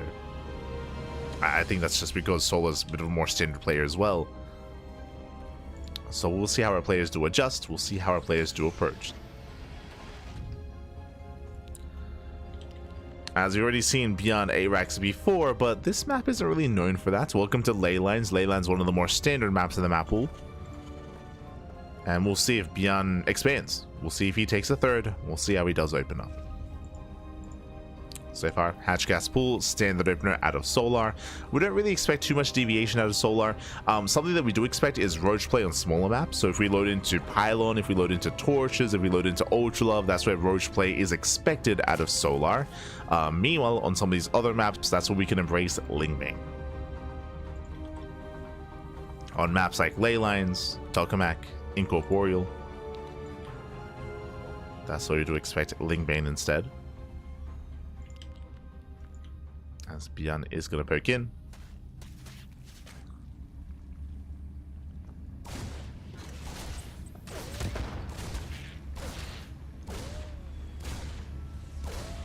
So far, pokes forward, shoots away the Lings. I mean, no major damage. Does get one. Once early and does go down. Outside of that, nothing major. It's just our initial dance here at the start of the game. Likewise, at third CC for the first time this broadcast, ByuN going 3 CC before Starport. He's crazy. But as we mentioned, it did feel, at least from what we've seen, it does feel like ByuN and his more aggressive style is specific against Rogue. We might see that, of course, in this series later on, but might also just be map dependent as well. I say that did go Hellbats and Tokamak, so it might just be against Rogue. As we go for the add-on swap, reactor on the factory. From here, do we go 3CC 2-on-1? Do we go for a second Rax, or do we go for the starport? Our eyes are on ByuN. As Reaper is forced back, Solo claims his third. Solo from here is just going to be droning, just going to be saturating. And, oh god damn it. Oh no, it's happening again. Again, if you're watching GSL, you've seen this before, so not the first time that our players have been embracing mech, but Gumio, of course, has been doing it, Maru's been doing it, and ByuN as well. We are meching it up. Double factory on the way, going into battle mech. Oh boy. God damn it. ByuN. I was looking for some nice standard bio play. I was looking forward to like some Marine Marauder mine against, you know, some Ling Bane. We're gonna just gotta double down. So ByuN, he's going into mech. Again, for those of you that didn't watch GSL, during GSL, ByuN did actually mech the hell out of Rogue. Did embrace battle mech, of course, and did overwhelm and did shut Rogue down. Likewise, we also saw Maru play mech against Solar over the weekend. Did also occur. Maru going for a slower form of mech, going into a more traditional Hellion tank. But based on this setup here, I would imagine that battle mech is going to be on the horizon from ByuN, going into Cyclones and Hellions. I would imagine. As there we go, Macfield accelerators are on the way. Cyclone production has begun.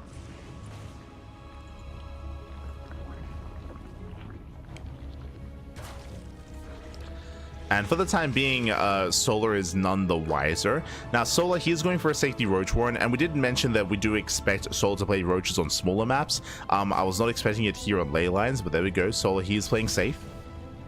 Does open Roach.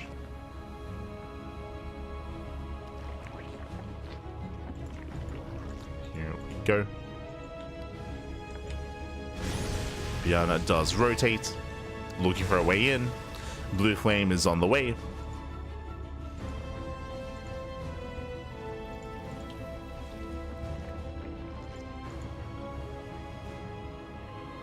And again, all of this comes down to whether or not Solar can scout what's going on and recognize what's happening. At this point, seeing Hellions at the third base isn't enough of a tell, so he has no confirmation. Hasn't gotten into the main.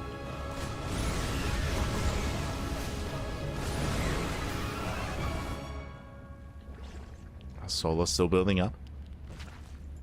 At least is amassing Roaches from here into the Lever Chamber. We do expect to see melee upgrades from here to go into a Ling Bane transition, but here comes ByuN ahead of time. Does move out.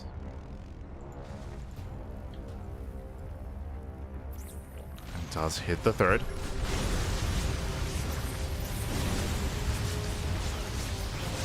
Third base is going to be under fire. Of course, now we're fully aware of what's been going on. The battle mech is revealed. Queens, they go down, and brutal losses here for Solar, and ByuN, he might just be able to break through here. As the lock-ons are brutal, and so many Roaches going to be going down, and there's no buffer, there's no support. That was already, what, 5 Queens falling? Oh, God. And these are just expensive losses for Solar.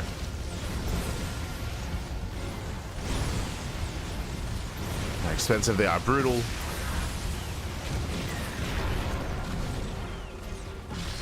Like Solar trying to keep up, bleeding out more Roaches. We have infestors on the way that will help eventually. And he has been able to shave off some of those Hellions. I mean, there's a little bit less support, down to 3 Cyclones. Speaking of, about to be getting another Cyclone towards the end. But these are still brutal losses for Solar. And ByuN is not stopping. ByuN is not stopping. He's still rallying across the map. Now rotating over. Looking at the trades here, that was 15. That was 15 Roaches. For what? For 2 Cyclones. Ay, ay, ay. The efficiency was brutal, and he's not stopping. He's now moving back in. Do you have those infestors? We need those fungals. Speaking of, does graze the army, takes down 2 Cyclones, massive pickoffs. The second fungal doesn't quite commit, doesn't quite connect. But there's 1 fungal left. And Solar, he's holding. Solar, he's holding on. And again, he has to make sure that fungal counts. He's down to 1 fungal growth left. As ByuN rotates over towards the 4th. Infestor coming in. Locking is brutal. The Infestor does catch 2 more Cyclones. Nicely done. Takes down 2 more. But that was the last fungal. That was the last fungal growth. Now Solar, he has to build back up. Now ByuN has to be concerned about. As he will bleed out another Cyclone. ByuN does overextend. Losing another Cyclone. Still trading well for himself, getting a 4th base behind this, making 4 more Cyclones at a time. Oof.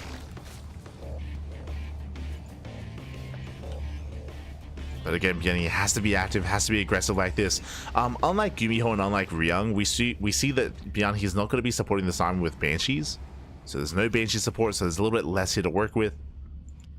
Solo, of course, looking to max out on Roach Ravager, bearing in mind that the soup does lie. The supply is inflated here by Roach Ravager, so supplies are actually quite more closer than they otherwise would be. But where are those Hellions, though? We need that support. Nice lock-ons. Fungals coming in. ByuN, he has to respect those Fungals. There we go. Nice connection. And he does get 4 more Cyclones. Better pickups here for Solar. Another Fungal as well. And Solar breaks through. He breaks through. Again, the Hellions, they're not here to support. Biles, they connect. And Solar, I think he has just done it here.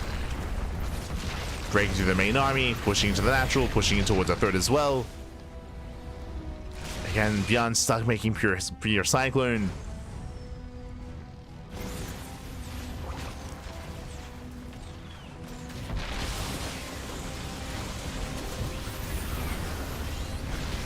Solar, he does neither third. 20 SCV kills, brutal damage. And Solar just has to keep rallying. At this point, Solar just has to keep rallying, and he's basically all in. There's no +2 upgrades, no Hive, no Adrenal. Just pure Roach Ravager. And only did make 3 Infestors, and it was worth it. They pay for themselves. They got the connections they needed.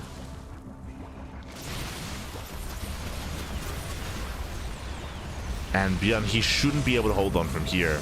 Like, he's lost every single worker. 24 SCVs, the mineral line is non-existent. Likewise, getting even more damage, even more worker kills. ByuN does have the planetary up and running, true. Planetary is up.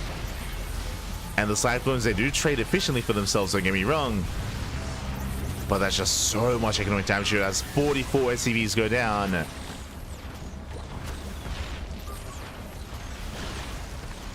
I mean, you have to still respect the Cyclones, have to be respected. Solar pulls away, bleeds out more roaches. And now he starts droning. Now Solar starts droning up. Now we can expand, take another base. Now we can work towards Hive Tech. Solar doesn't have to go for the kill. He's done enough.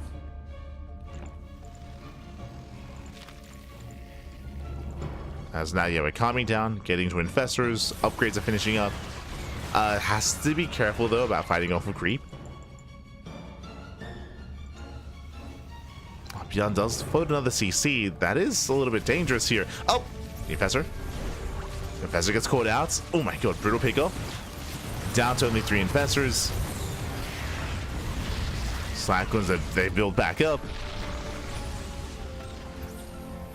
What's terrifying me is just how quickly ByuN was able to resaturate. Like, he lost 44 SCVs, but because of the 5 CCs, I should say, because of the base count, he rebuilt almost instantly. That's crazy. So I'm a little bit in shock. I mean, the Mule Hammer did help, but economically, ByuN, he's caught back up. He's caught back up. But from here, he has to go into tank production. Solar's still max, and Solar can still try to move in and break a base. He can still break an expansion.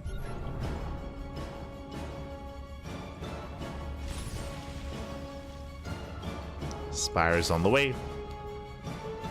We can start working towards a greater Spire. Hive is on the way as well.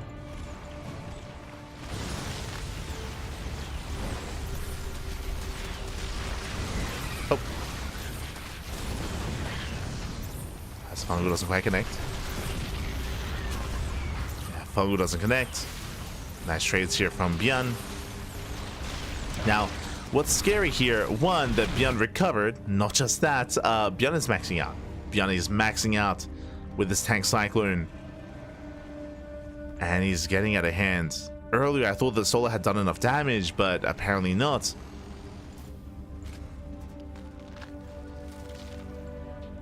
And what's scary here is that ByuN has a more efficient army. Oh, the Infestors getting caught out, losing 1, losing 2. 2 Infestors go down. Down to 3.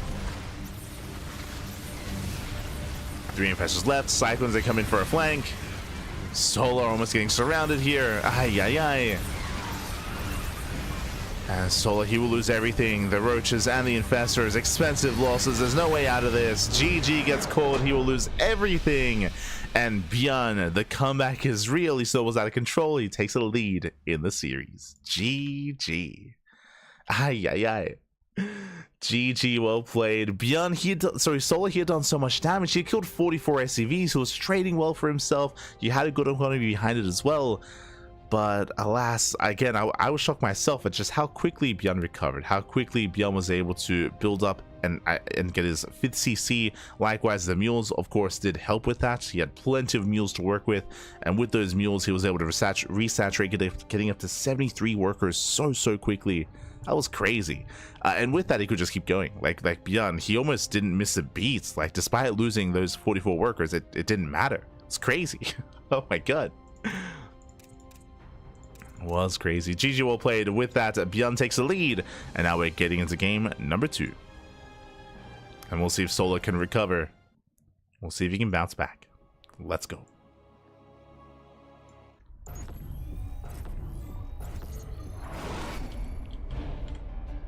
And spawning in the bottom right hand corner of Pylon, we have our South Korean Terran player, the Blue Terran, representing Shopify Rebellion. It is leading the series 1-0. It is ByuN. And spawning in the top left hand corner, we have the red Zerg player, the red Zerg player himself, representing Team Falcons. It is Solar. Here we go.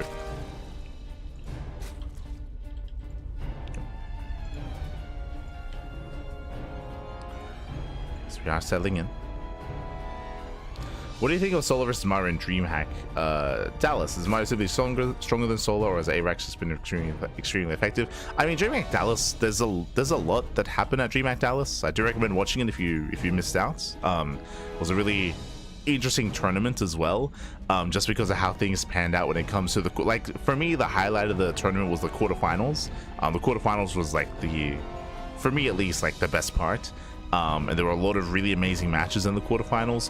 Because of how the bracket turned out, Solar, he had a really strong performance in DreamHack Dallas. But if you're watching, you would know that Solar, his best matchup is ZVZ, and that's what carried him through the bracket. Of course, you know, I have a lot of respect to Solar. He's an amazing player, but like ZVZ is where he's at his best. He went to the ace match against Cyril, took down Shin, took down Raynor. I would say that his weakest matchup is ZVT, and it is unfortunate that he faced a Terran in the finals. There's just a lot that came into that, the event. But again, did really well for himself, did really well. But did have to mainly focus on one matchup, which was very fortunate for Solar, very fortunate.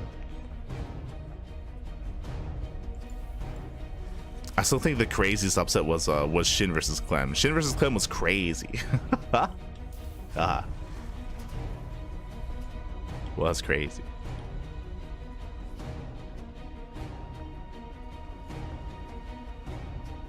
Take down Raynor. Oh wait, I mean, he took down Raynor in GSL. Like Raynor and Solo, they go back and forth. If you remember, we did expect that to go to the ace match. Like, that was expected. And again, Solo went to the ace match against Cyril as well.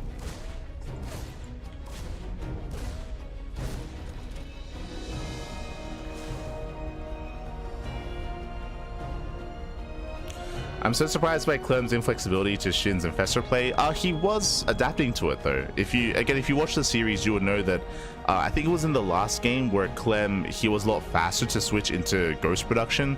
But if you remember, in the last game, it wasn't about the setup that he had later on in the game. It was about the early game. If you remember, that was the game where I think Clem lost, was it 9 to 11 SCVs to a Ling run by?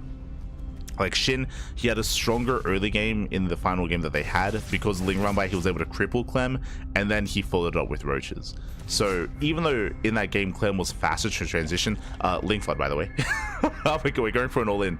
But even though Clem, he was transitioning and he was adapting to Shin's play, because of the early game damage, like Clem was in a really rough position, if you recall.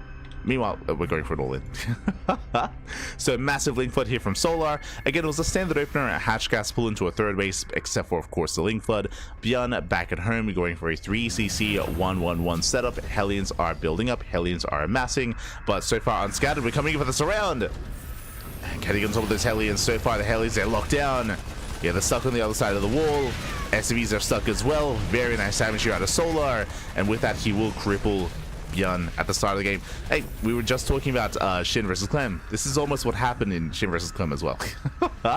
in that final game, where early on it was, again, I think Clem lost between 9 and 11 SCVs at the start, as his Hellions were out of position, and then from there, take a lead. Like the Zerg player, Solar, he's backing off, he's droning. Solar now has the advantage, and now the pressure is on ByuN to try to recover economically, do some counter damage here, otherwise falling perpetually behind. But this is what happened in the final game of Clem versus Shin. So the pressure is on. Again, really successful run by here. Thankfully got unscattered. So Solar got across. Behind this we have our Stim follow-up here. Interesting, getting into Banshee. But the pressure is on ByuN. ByuN, he might try to turn this into an 8 racks and might try to just be defensive until he gets with the 3 bases. But again, Solar can just be so greedy here. You can see just purely droning. Look at the worker disparity, 56 to 36, up 20 workers.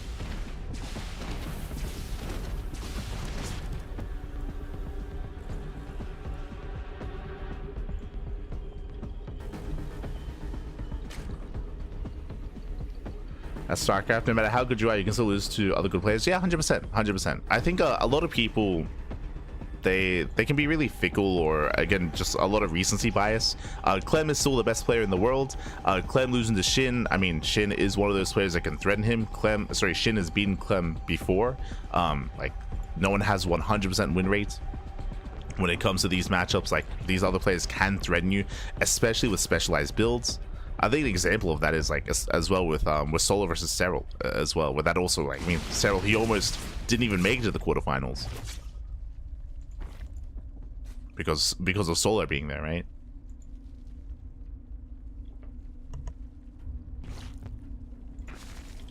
Likewise here versus Maru, that was also very close, very clutch.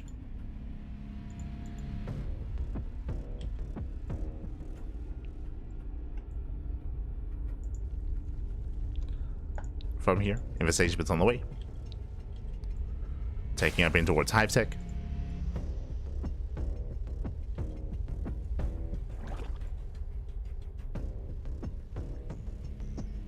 Clem wasn't moving well. I would say that Clem, he was playing well that weekend. I mean, again, like we spoke about it, right? Like there were other factors at play when it came to how it was that Shin was able to get advantages or get leads over Clem.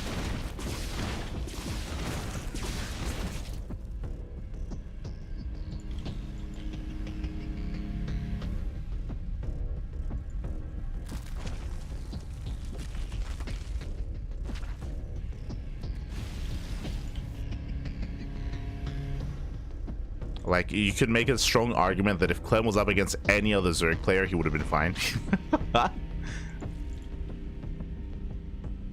Like, Shin is the only player that goes, like, Roach into Ultra Tech like that. I say the only player. Solar does it as well, true. Solar, he does emulate Shin at times.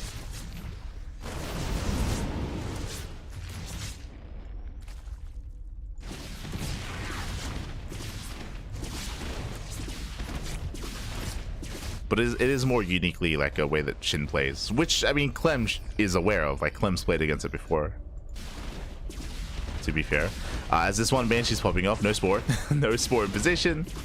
4 drones going to be going down. Likewise, Hellies, they bust into the mineral line. 6 drones could have been a lot worse, but nice damage here from ByuN. Again, we did mention that ByuN, the pressure's on. He does get into the bases. Solar getting pulled apart. Solar out of position. Losing 2 queens. Does lose a couple of queens. ByuN dropping into the main. And again, ByuN, he needs more to recover. And so far, so good. Takes down 12 drones in total. Again, it was a drop play alongside the Hellies, alongside the Banshee as well. Very nice. Very nice damage. Meanwhile, Solar taking up in towards Ultras.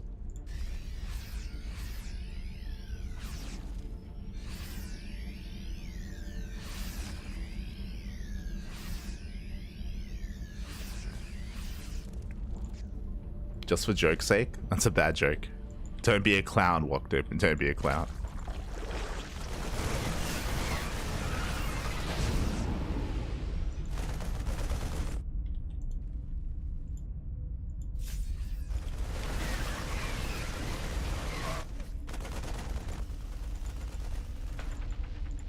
ByuN is building up.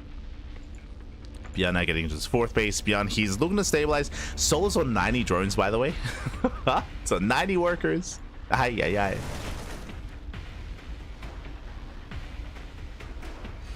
aye. I'm a little bit confused as to where he's teching. We just have the Ultra Cavern now in towards Lurker Tech instead. Okay. Did we cancel? Yeah, okay. Ultra Cavern was canceled, so now switching into Lurker Tech instead.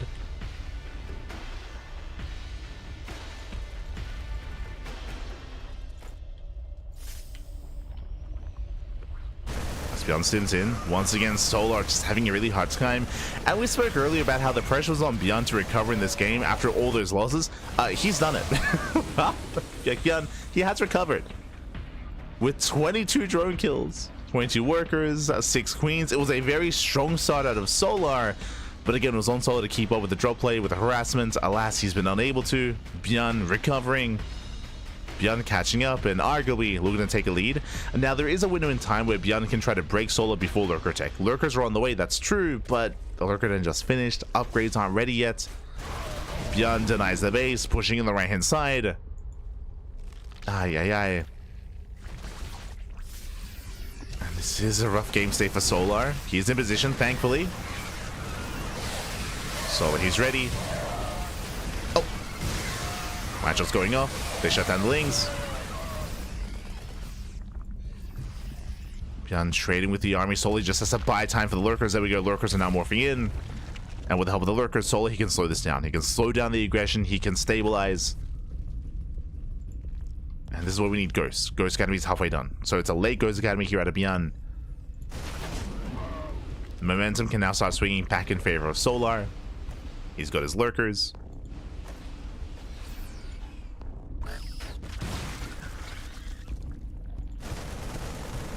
Oh god. Let's feed deny more bases. More bases being denied. Nidus Storm is on the way. This is going to be a way to potentially straight up end the game. Nidus into the main. Until then, Bailings. They do force a pickup. So he does punish ByuN. ByuN pushing too far into creep. He's getting punished. Likewise, Overseer behind the main. Nidus Storm is done. And how many Lurkers? So far, 7. 7 Lurkers. Overseer repositioning. Lurkers, they are so far on the top right hand corner of the map. They're right next to the Nidus. Again, we're looking for an opening. Ideally, Solar would want to wait for ByuN to push. To start moving out. And then can go in. Oh, never mind. Nidus was left hand side instead.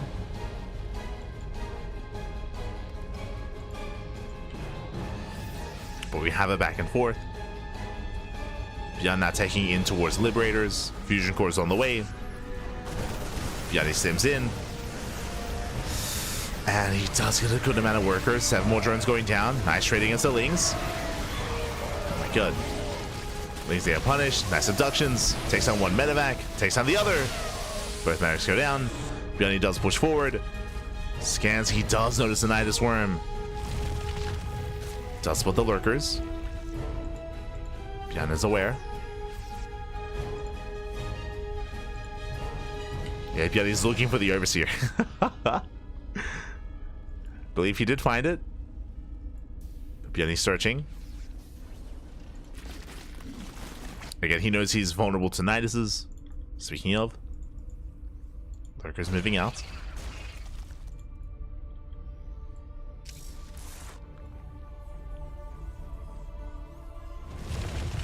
Just hit the fourth. Oh.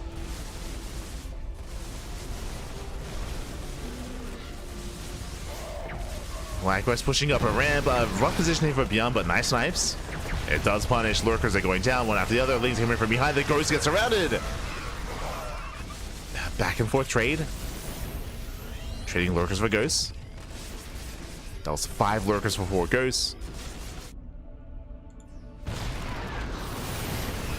There was some nice movement there out of Solar. But Solar cannot push into this. Not like this. Has to pull away.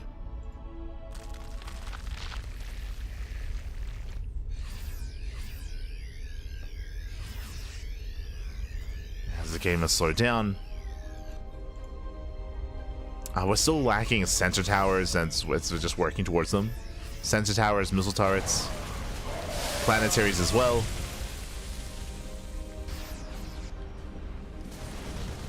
ByuN is still quite turtling up, but still being active.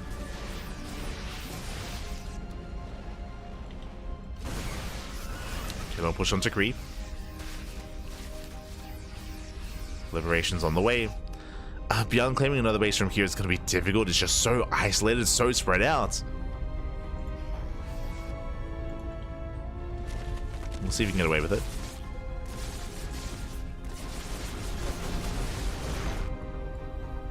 ByuN is looking to expand. Solar's in position to deny.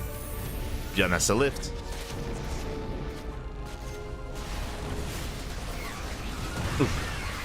Mind shots going up. Oh my god, the mind shots are brutal. 2 ghosts go down. But those are brutal connections. And ByuN breaks out. Does break out, does get across the map. And again, ByuN, he's still yet to fully wall up. Back at home, he's still not quite fortified. Still trying to expand. Distracting Solar. He's up the Nidus.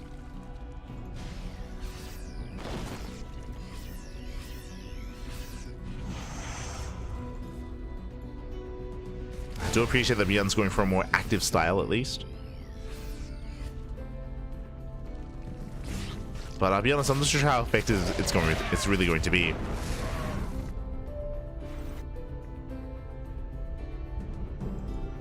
I mean, this map isn't really built to turtle. It is just so open. Liberator setting up on the right hand side.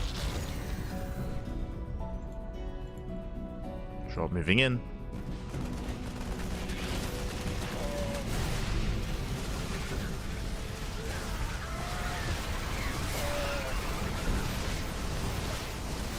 So ByuN has to back up. Yeah, again, there's just not enough support here. We spoke about the lack of SimCity, lack of planetaries. Solar, he breaks. Oh no! Oh my god! ByuN leaves the ghost idle, focusing elsewhere. Nice fight here for Solar, catching out all the ghosts.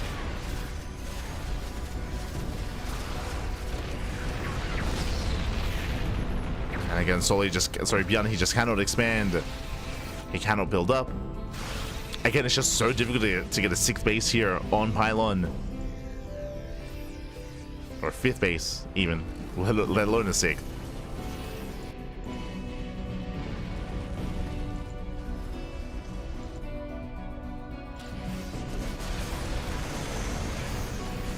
Now trying to break out.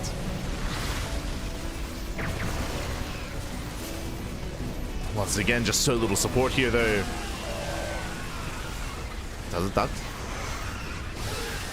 And catching out the Liberators, takes down most of the ghosts, they just run into the Banelings. Solar does need something Bane. Has to pull away, at the same time Nidus into the natural. How many Lurkers? 6. 6 Lurkers, they pop out. Oh, they do borrow in time. At the same time, ByuN just getting pulled apart here. He just cannot expand. CC is going to go down. Finally, it falls.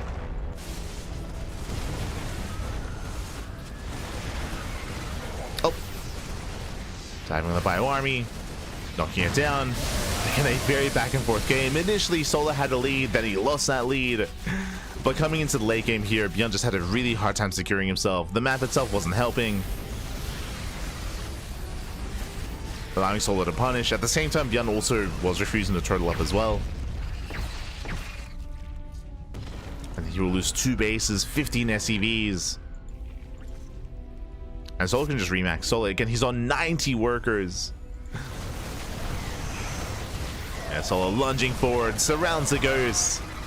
And there's no escaping this. GG gets called. Solar, he does fight back, does a border point on the board. GG. Whew. Oh my god. Solar does tie things up. Again, a very back and forth game here, but I'll be honest, I actually haven't seen any late game on Pylon. Usually the game ends far before that, to be honest. The map is small, the map has a shorter rush distance, likewise the bases, especially the fringe bases, are very exposed and isolated, and we saw here that ByuN just had a really hard time expanding and securing his fringe bases, just couldn't quite pull it off. I do think that it's possible if he were to just turtle up more and get like a planetary setup and get into tank production, get into liberators and slow the game down, but he went for a more mobile army instead. He went for a more heavy bio composition, and it just doesn't really scale well when it comes to trying to expand and trying to take these bases. There's a lot of damage across the map, but couldn't expand, couldn't build up. GG. GG, well played. With that, we have a series, we have a back and forth. We're now getting into game 3. We'll see who takes the lead in the series. Is it going to be Solar or is it going to be ByuN? Let's go. Let us go.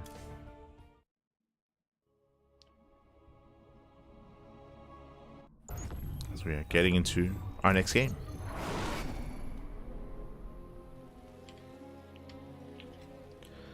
As we are getting into game 3 and spawning in the right hand corner of Tokamak, we have the South Korean Terran player, the Blue Terran, representing Shopify Rebellion. It is ByuN.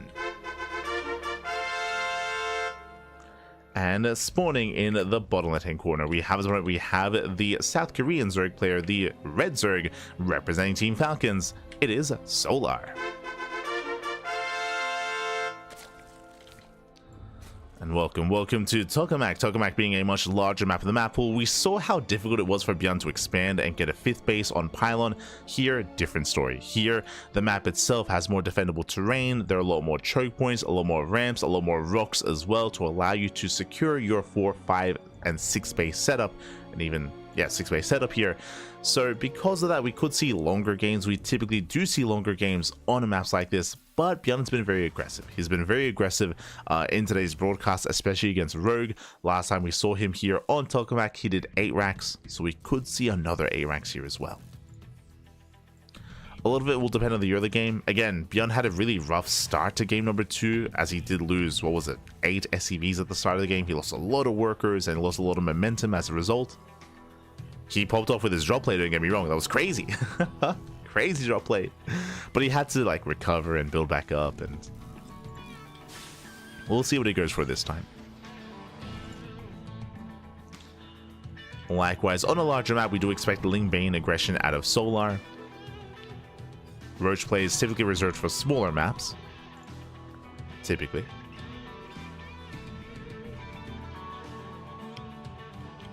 Likewise, I don't really see Solar going for another Ling Flood the way that he did last game, at least not here. It is the best of 5, so maybe in a potential game 4 or potential game 5, we could see it make a return then. But early on, typically it's ill-advised to rely on the same kind of strategy multiple times in a row, as ByuN is going to be a lot more aware.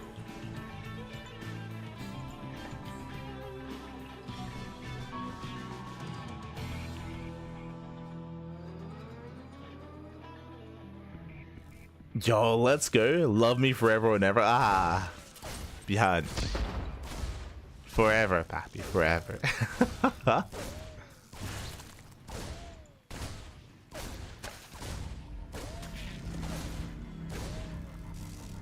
Feels wholesome, man. Feels wholesome.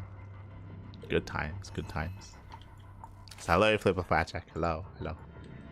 Bienvenidos. Behind this 3cc, 3rd CC for Starport. Economic opener here out of ByuN. So far, so good. This time, not going for the Hellbat push.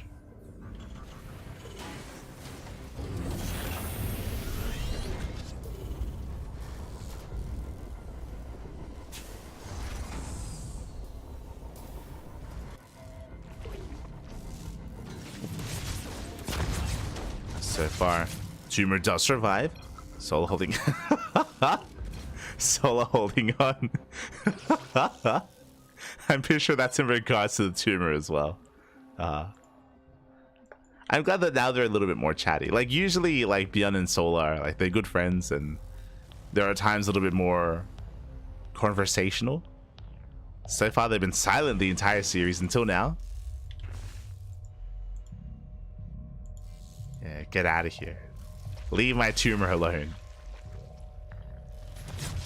ByuN saying smurge. Tumor OP. Behind this is going 3 CC into Banshee. ByuN looking for another way in.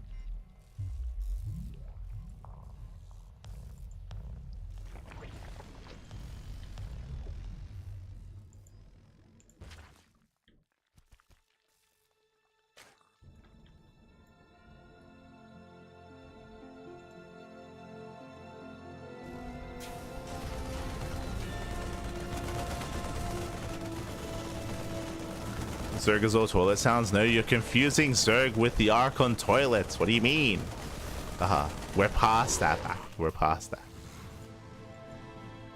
And if you remember, we recently held, I say we, the Big Store Monday had the Wings of Liberty edition. That was like maybe 2 months ago at this point, maybe 3 months ago, where they featured like the Wings of Liberty version of the game again, and it was.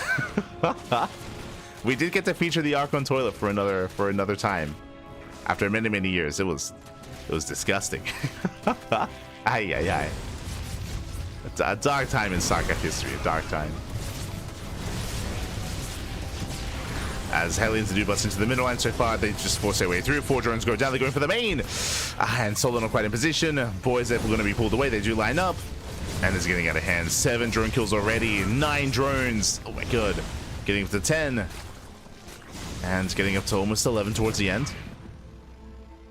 And they shouldn't get much more.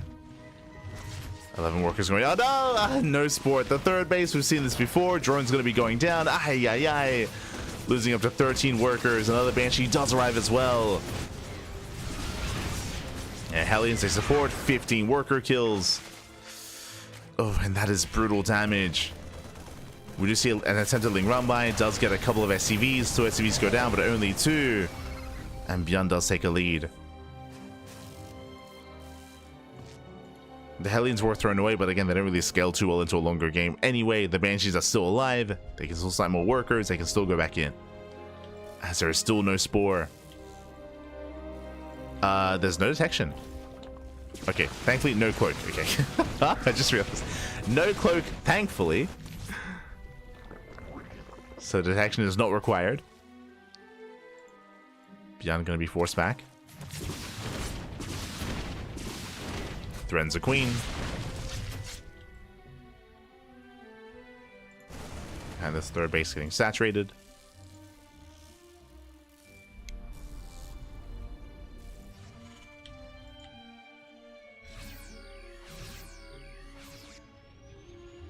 And after crippling the economy, ByuN, he's pushing out for the kill. It's one of those things where the worker count for Solar is back up, but that's because he's been heavily re-droning. That means that his army's lacking. He's down to Lings, he has no Bailings ready, 10 Bailings just now morphing in. And they're not ready for this, and they're going to be denied. Ay. 0 Bailings for Solar. As is, oh, there's 2 on the way. Meanwhile, ByuN can just stand and fight. Yeah, he just stand and fight. Oh! Force to make up. Ooh, full that goes down. Very nice catch. Oh my god. Yeah, a bit of miscontrol there from ByuN. Likewise, he should not lose the tank. ByuN, oh my god, Jesus. ByuN, calm down. Oh my god. Thankfully, doesn't lose the tank towards the end. As the tank did go down to 5 HP. It does save it. But with that, ByuN should be cleaned up here. Solo will hold, takes down the tanks, cleans up the army. Oh, okay. And again, that was almost disastrous. Almost disastrous for Solar, but he's holding on, he's surviving. I say that we're still just rallying across the map. Yeah, ByuN, no fear. Just rallies across. Keeps going. Once again denies Banelings.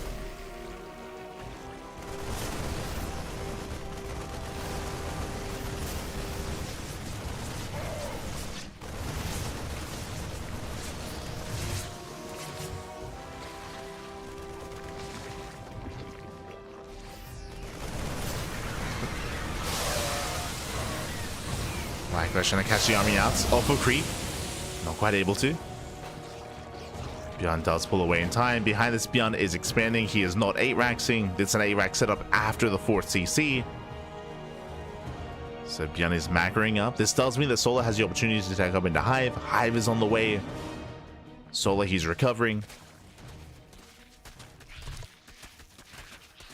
Had a very rough start, but he's getting there. And now the pressure's on ByuN.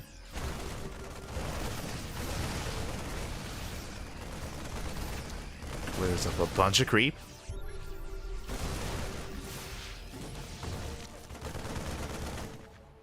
What, 5 streamers going down. ByuN slipping in towards the expansion, going for the base, and he will snipe it just barely. Yeah, 4th base does go down. Brutal pig off, catching a queen as well, pulling Solar apart. Solar, he does get across the map, but alas, ByuN, he's somewhat in position. He has plenty of reinforcements. And he will defend. Likewise, we're going to find more bases. Really won't be able to, though. Solar is holding on.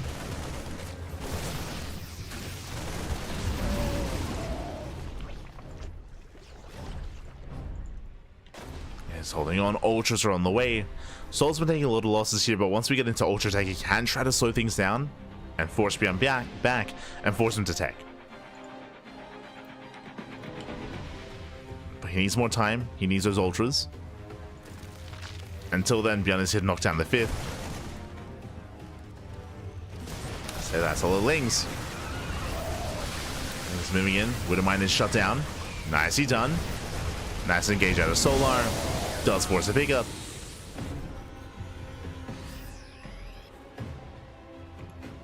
Solar, he's holding on. He's almost there. As Kindness Plating is still on the way. And again, ByuN, he's pretty committed here on ByuN Marauder. He's not taking up into Ghost Academy, not yet. He's not ready for the Ultras.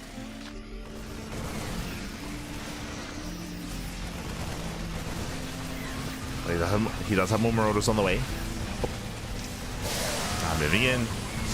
Oh, brutal. No, doesn't quite connect. Brutal trade. Baneling's going down, and Solar, he's falling in supply. Having a hard time keeping up. And Baneling's a run into the Marauder. Queens are going down. Solar's holding on. Solar, he's surviving. We need more Infestors, more Ultras.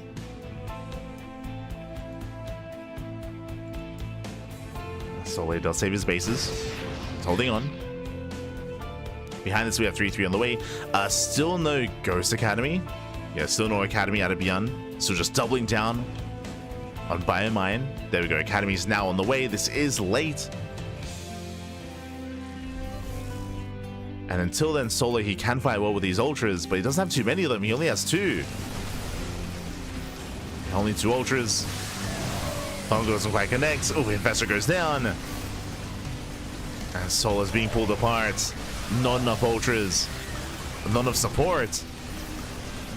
Yeah, as the Bio Army goes, the Bio Army just overwhelms. GG gets called. ByuN, he breaks on through, and ByuN takes a 2-1 lead in the series. Whew. GG. GG will play it against Solar. He did get up to Hive Tech, he did get up to Ultras, but he only ever had 2. He had 2, he had like a 3rd Ultra on the way, but he just didn't really get to that point where he could build up or bank up. He was just being torn apart, losing bases, losing mineral lines, losing queens. Very impressive job play there out of ByuN, and did pull Solar apart, and ByuN takes a lead. ByuN does take lead in the series. Again, we did get more out of this though. We did have somewhat of a back and forth, but a really rough start initially out of Solar, and you could see that reflected towards the end where Again, Solar, he lost a lot of drones early on, and he didn't quite have the economy to sustain and to get into those ultras. Just losing base after base, and of course those mineral lines. GG. GG will play. That leads us here into game number 4, leads us into Ultra Love. Let's go. And we'll see if Solar can recover and force the ace match. The pressure is on, and spawning in the top right-hand corner of Ultra Love, we have our South Korean Terran player, the Red Terran, representing Shopify Rebellion. It is ByuN. And spawning in the bottom left-hand corner, we have his opponent. We have the South Korean Zerg player, the Blue Zerg, representing Team Falcons. It is Solar. Oh, hello. It's been a while, but we are going to be opening up with our Raxes, with our Reapers. 2 Rax Reaper here out of ByuN. I say 2 Rax Reaper, we could get a 3rd Rax in the main as well. We could just double down and be more aggressive. We'll see how hard ByuN commits.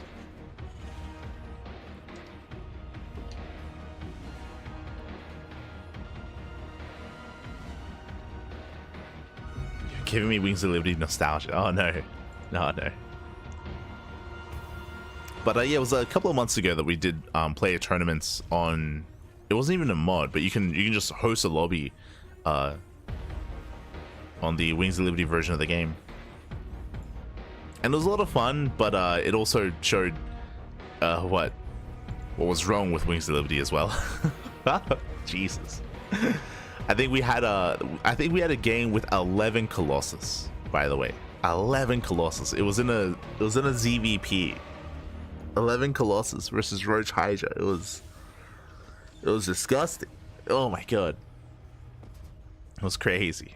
It's crazy.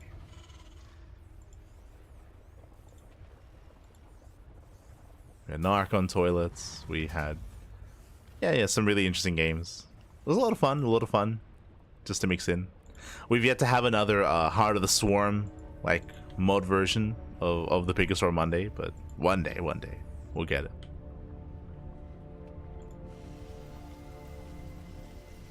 We'll bring it back. Unfortunately, that would mean that wouldn't really showcase like the old Swarm host, because if you remember, the Swarm host did get patched before Legacy of the Void. It was like just before Legacy is when they changed the Swarm host.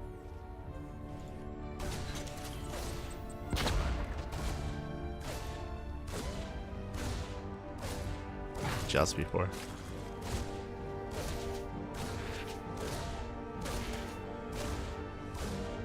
ByuN does poke in. Of course, 2 Rax Reaper. So the goal here is to deflect, is to contain. To contain Solar here on 2 bases, to deny the 3rd base, and to keep the Zerg contained for as long as possible. Oh! Reapers do pull away. So far, shaving off more Lings. And keeping Solar pinned. You can see ByuN checking for a 3rd base just in case. Does recheck both locations, confirms, hey, there's no base. That's good. That's nice. Let's go. Now we can commit. Now we can poke in. Behind this, 3rd CC is on the way. ByuN just macroing out of this. Oh, doesn't quite get the queen. Nice control. Pulls away with the Reaper. Does pull away.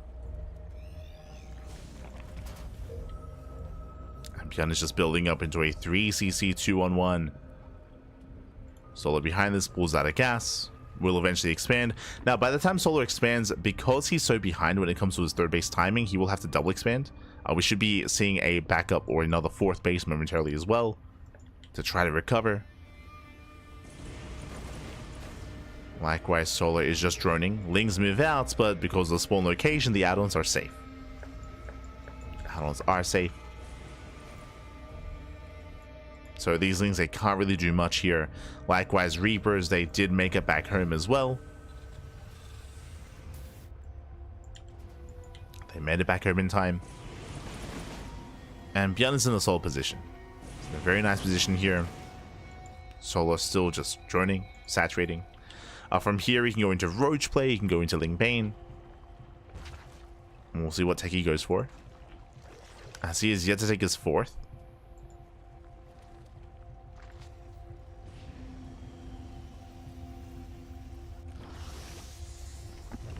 We have the answer, double Eva chamber, so he's going into Ling Bane.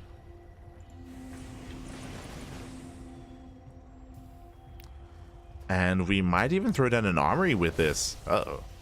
Hellion production has begun, and that's a little bit quirky to me. Like, there's no reason for Hellions at this point. We already have our bio set up. Yeah, there it is! Hellbats.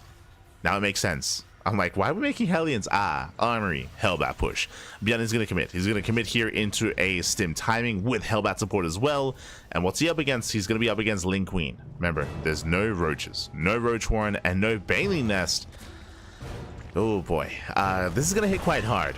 And remember, there's not an all-in. ByuN's expanding. ByuN is getting a third base. Like, he has macro behind this, he has an economy behind this, but it's still going to hit like a truck. He's going to have Reaper support as well. Oh boy. Ling dust for the Hellions, that is a tell. Baleen Nest is on the way, spine crawlers as well. We need those spines. So he knows what's coming. He knows how much danger he's in. I love the run by, trying to catch reinforcements, trying to slow down the push. Takes down 3 Marines. ByuN doesn't stop. Ling said to hit the mineral line. SCV is going to be going down. ByuN moves in. There are how many queens to defend? 7. 7 queens, but not many Lings, and the queens are going down. He gets 1. 1 queen does 4 Lings. They just melt here against the Hellbats. And ByuN, he might just go for the kill. Now we have the Baleen Nest, but it's too late. It's too little too late. More queens going to be going down. Losing 2 more queens, busting into the main, and there's nothing to stop ByuN. Ay, ay, ay. Again, Solar just realized too late. Another queen falls. Oh, the Hellbats. Oh my god. The Hellevil is in the mineral line. And it looks like Solar, he will clean this up eventually, but at a cost of everything else. GG gets called, he cannot defend, and ByuN, he will take the series at 3-1, becoming this week's Korean StarCraft League champion. GG. GG, well played ByuN. He will claim it. Again, a very strong start from ByuN, opening up 2 racks Reaper, containing Solar. More importantly, though, following it up with that Hellbat push. Unfortunately, Solar, he had no idea. Remember, Solar, he did choose to go double Evo Chamber, which is very greedy going into double upgrades. Upgrades that didn't factor in. Likewise, because of the double Evo Chamber, late Baleen Nest, no Roach Warren, no other tech, no nothing. He had nothing there to work with, just Ling Queen. And Ling Queen, not good enough. GG. GG, well played. With that, ByuN, he will claim the series. He will be our champion this week. Congratulations. I believe for the first time this year. Fun fact, Hero, he has won every single KSL of the year except for 2. There's 2 KSLs that Hero did not win, and only because he didn't sign up. This is another example. Hero, he didn't sign up for this KSL, so he allows another champion, and for the first time in 2025, ByuN is our champion. GG. GG, well played. Congratulations here as ByuN does claim his win. My condolences to Solar. He played well for himself, making it to the finals, even in the finals as well. But ByuN, he had a lot of fun playing Mech, going Mass Cyclone. We, of course, saw some bio play. We did have some more standard back and forth. Pylon was the game where Solar had the most success, but that was off of the back of early game damage, if you recall. It was still quite chaotic, still very chaotic, and at least Solar was able to make a series out of it, but only a series. GG. GG. And with that, congratulations, and I hope you all enjoyed yourselves. I hope you all had a great time. Again, a bit of a shorter broadcast here, only covering the 1 quarterfinals match, semis, and then the grand finals. Again, this tournament was a little bit smaller, but that's because of GSL and because of players getting ready to go to Dallas as well. So again, there was a little bit less participation when it comes to this week's KSL. But next week we should be seeing some more. I mean, it's hard to say. It's just such a busy time in StarCraft right now. Players, they're in the middle of flying back home, so they're flying back home from Dallas. On top of that, we also have EWC qualifiers this week, and we have GSL this week as well. There's just so much StarCraft going on, so much coming, and we'll do our best to bring it all to you here and now on the CranKy Ducklings. We'll do our best. When it comes to our weekly schedule, it is not updated yet, but you know, soon will be. This is last week's schedule when it comes to GSL and DreamHack Dallas. But I can let you know that currently our plan is for tonight. Tonight we are going to be covering the May Mayhem Group Stage Day 1. So we're going to be featuring players like Shin, Clem, Showtime, MaxPax, Hero, and I want to say Solar as well, potentially. So we're going to be featuring 6 players. Sorry, Cure, that's the other one. So Cure, It's going to be 3 Koreans and 3 Europeans. They're facing off in the May Mayhem. We do have 6 best of 3s tonight. Meanwhile, tomorrow is going to be the Pig Monday. Pig Monday is going to be in the morning, and after that we have non-stop EWC qualifiers. I have to double check actually. Qualifiers, Wikipedia. I have to double check exactly when they are. Hold on. Because they snuck up on us. Okay, the Korean qualifier. Let's have a look. Korean qualifier is going to be on the 30th of May. That's going to be on Friday. That's the Korean qualifier, I believe. No, yeah, 30th. European qualifier is on the 29th at 2 a.m. in the morning. Jesus. It's in 2 days' time. Meanwhile, here for the Americas qualifier, also going to be on the 29th in the morning. So 29th is going to be a busy day. Jesus, it's going to be a little bit busy here. And the Asia qualifier is going to be on the 28th. Okay, that's what I was curious about. So starting on Wednesday and non-stop from Wednesday all the way up until Sunday, we do have non-stop EWC qualifiers in the morning and in the evening for the Asia region, the Americas region, the European region, and the Korea region as well. So 4 regions, 4 qualifiers. There's going to be 2 open qualifiers and then the closed qualifier as well. It's a lot of StarCraft, It's going to be quite intense. We also have GSL to cover in the midst of all that as well. We have to adjust our schedule. Because of that, this week we might not have a podcast. We're going to have to cancel some of our events and some of our events to accommodate. We're going to have to move MSO and try to adjust as best as we can. Because we have non-stop EWC qualifiers this week, and we have to cover GSL as well. So it's a lot of content, a lot of StarCraft, a lot going on. So we'll most likely tomorrow, the day after, we'll update the schedule. We'll update the graphic, I should say. We'll update the graphic with all the new EWC qualifiers. So it's gonna be crazy. Look forward to it. Who is signed up currently? I mean, I think signups would be quite low right now just because everyone's traveling, but there's gonna be a lot of players. I see Zhang, Ryung, Gumiho, Rogue, ByuN, Creator, Classic. Yeah, you have all the players that you would expect to see for the Korean qualifier, and again for the European one as well. So, oh boy, it's gonna be intense, man. Gonna be intense. Yeah, the European qualifier is massive. Jesus, Lambo, Spirit, Skillus, Mana, Showtime, Goblin, Baby Marine, Rainer, Cyril, like everyone. Anyone who's everyone, they're all gonna be in the qualifier. Jesus. So yeah, it's gonna be intense. It's gonna be a very intense week here for StarCraft, and we'll be there trying to cover as much of it as we can.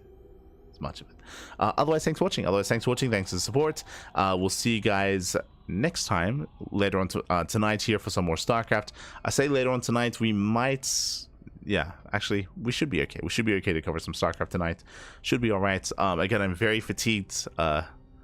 Haven't been able to rest up for too much since the weekend. It's been a lot. It's been a lot here on the CranKy, but thanks so much for watching. Thanks so much. Do appreciate it, and we'll see you guys next time for some more StarCraft. If you want to follow us, you can do so on all the social medias, !socials in the chat. We do stream on a daily basis, and we do notify you on the socials whenever we do, whether it's Twitter, Facebook, Instagram, Mastodon, Blue Sky.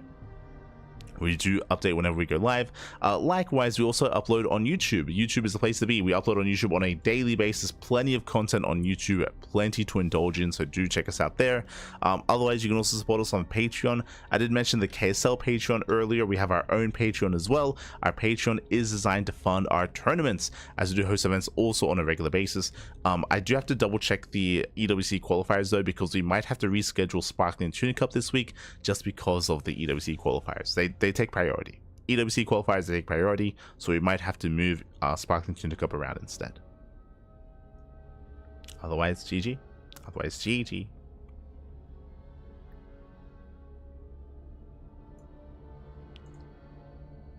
And we'll see you guys next time. Attempted to ladder. When was the last time I laddered here? A week ago. But I'm so fatigued. Maybe tomorrow we'll ladder a little bit. for today, though, we'll take it easy. Take it easy. Thanks for watching. Thanks for watching. Thanks for the support. We'll see you guys next time for some more StarCraft. See you next time. Ciao. Bye. Ciao. Time to ladder. It's gonna be awful. It's gonna be awful. Aye. We'll see. See you next time.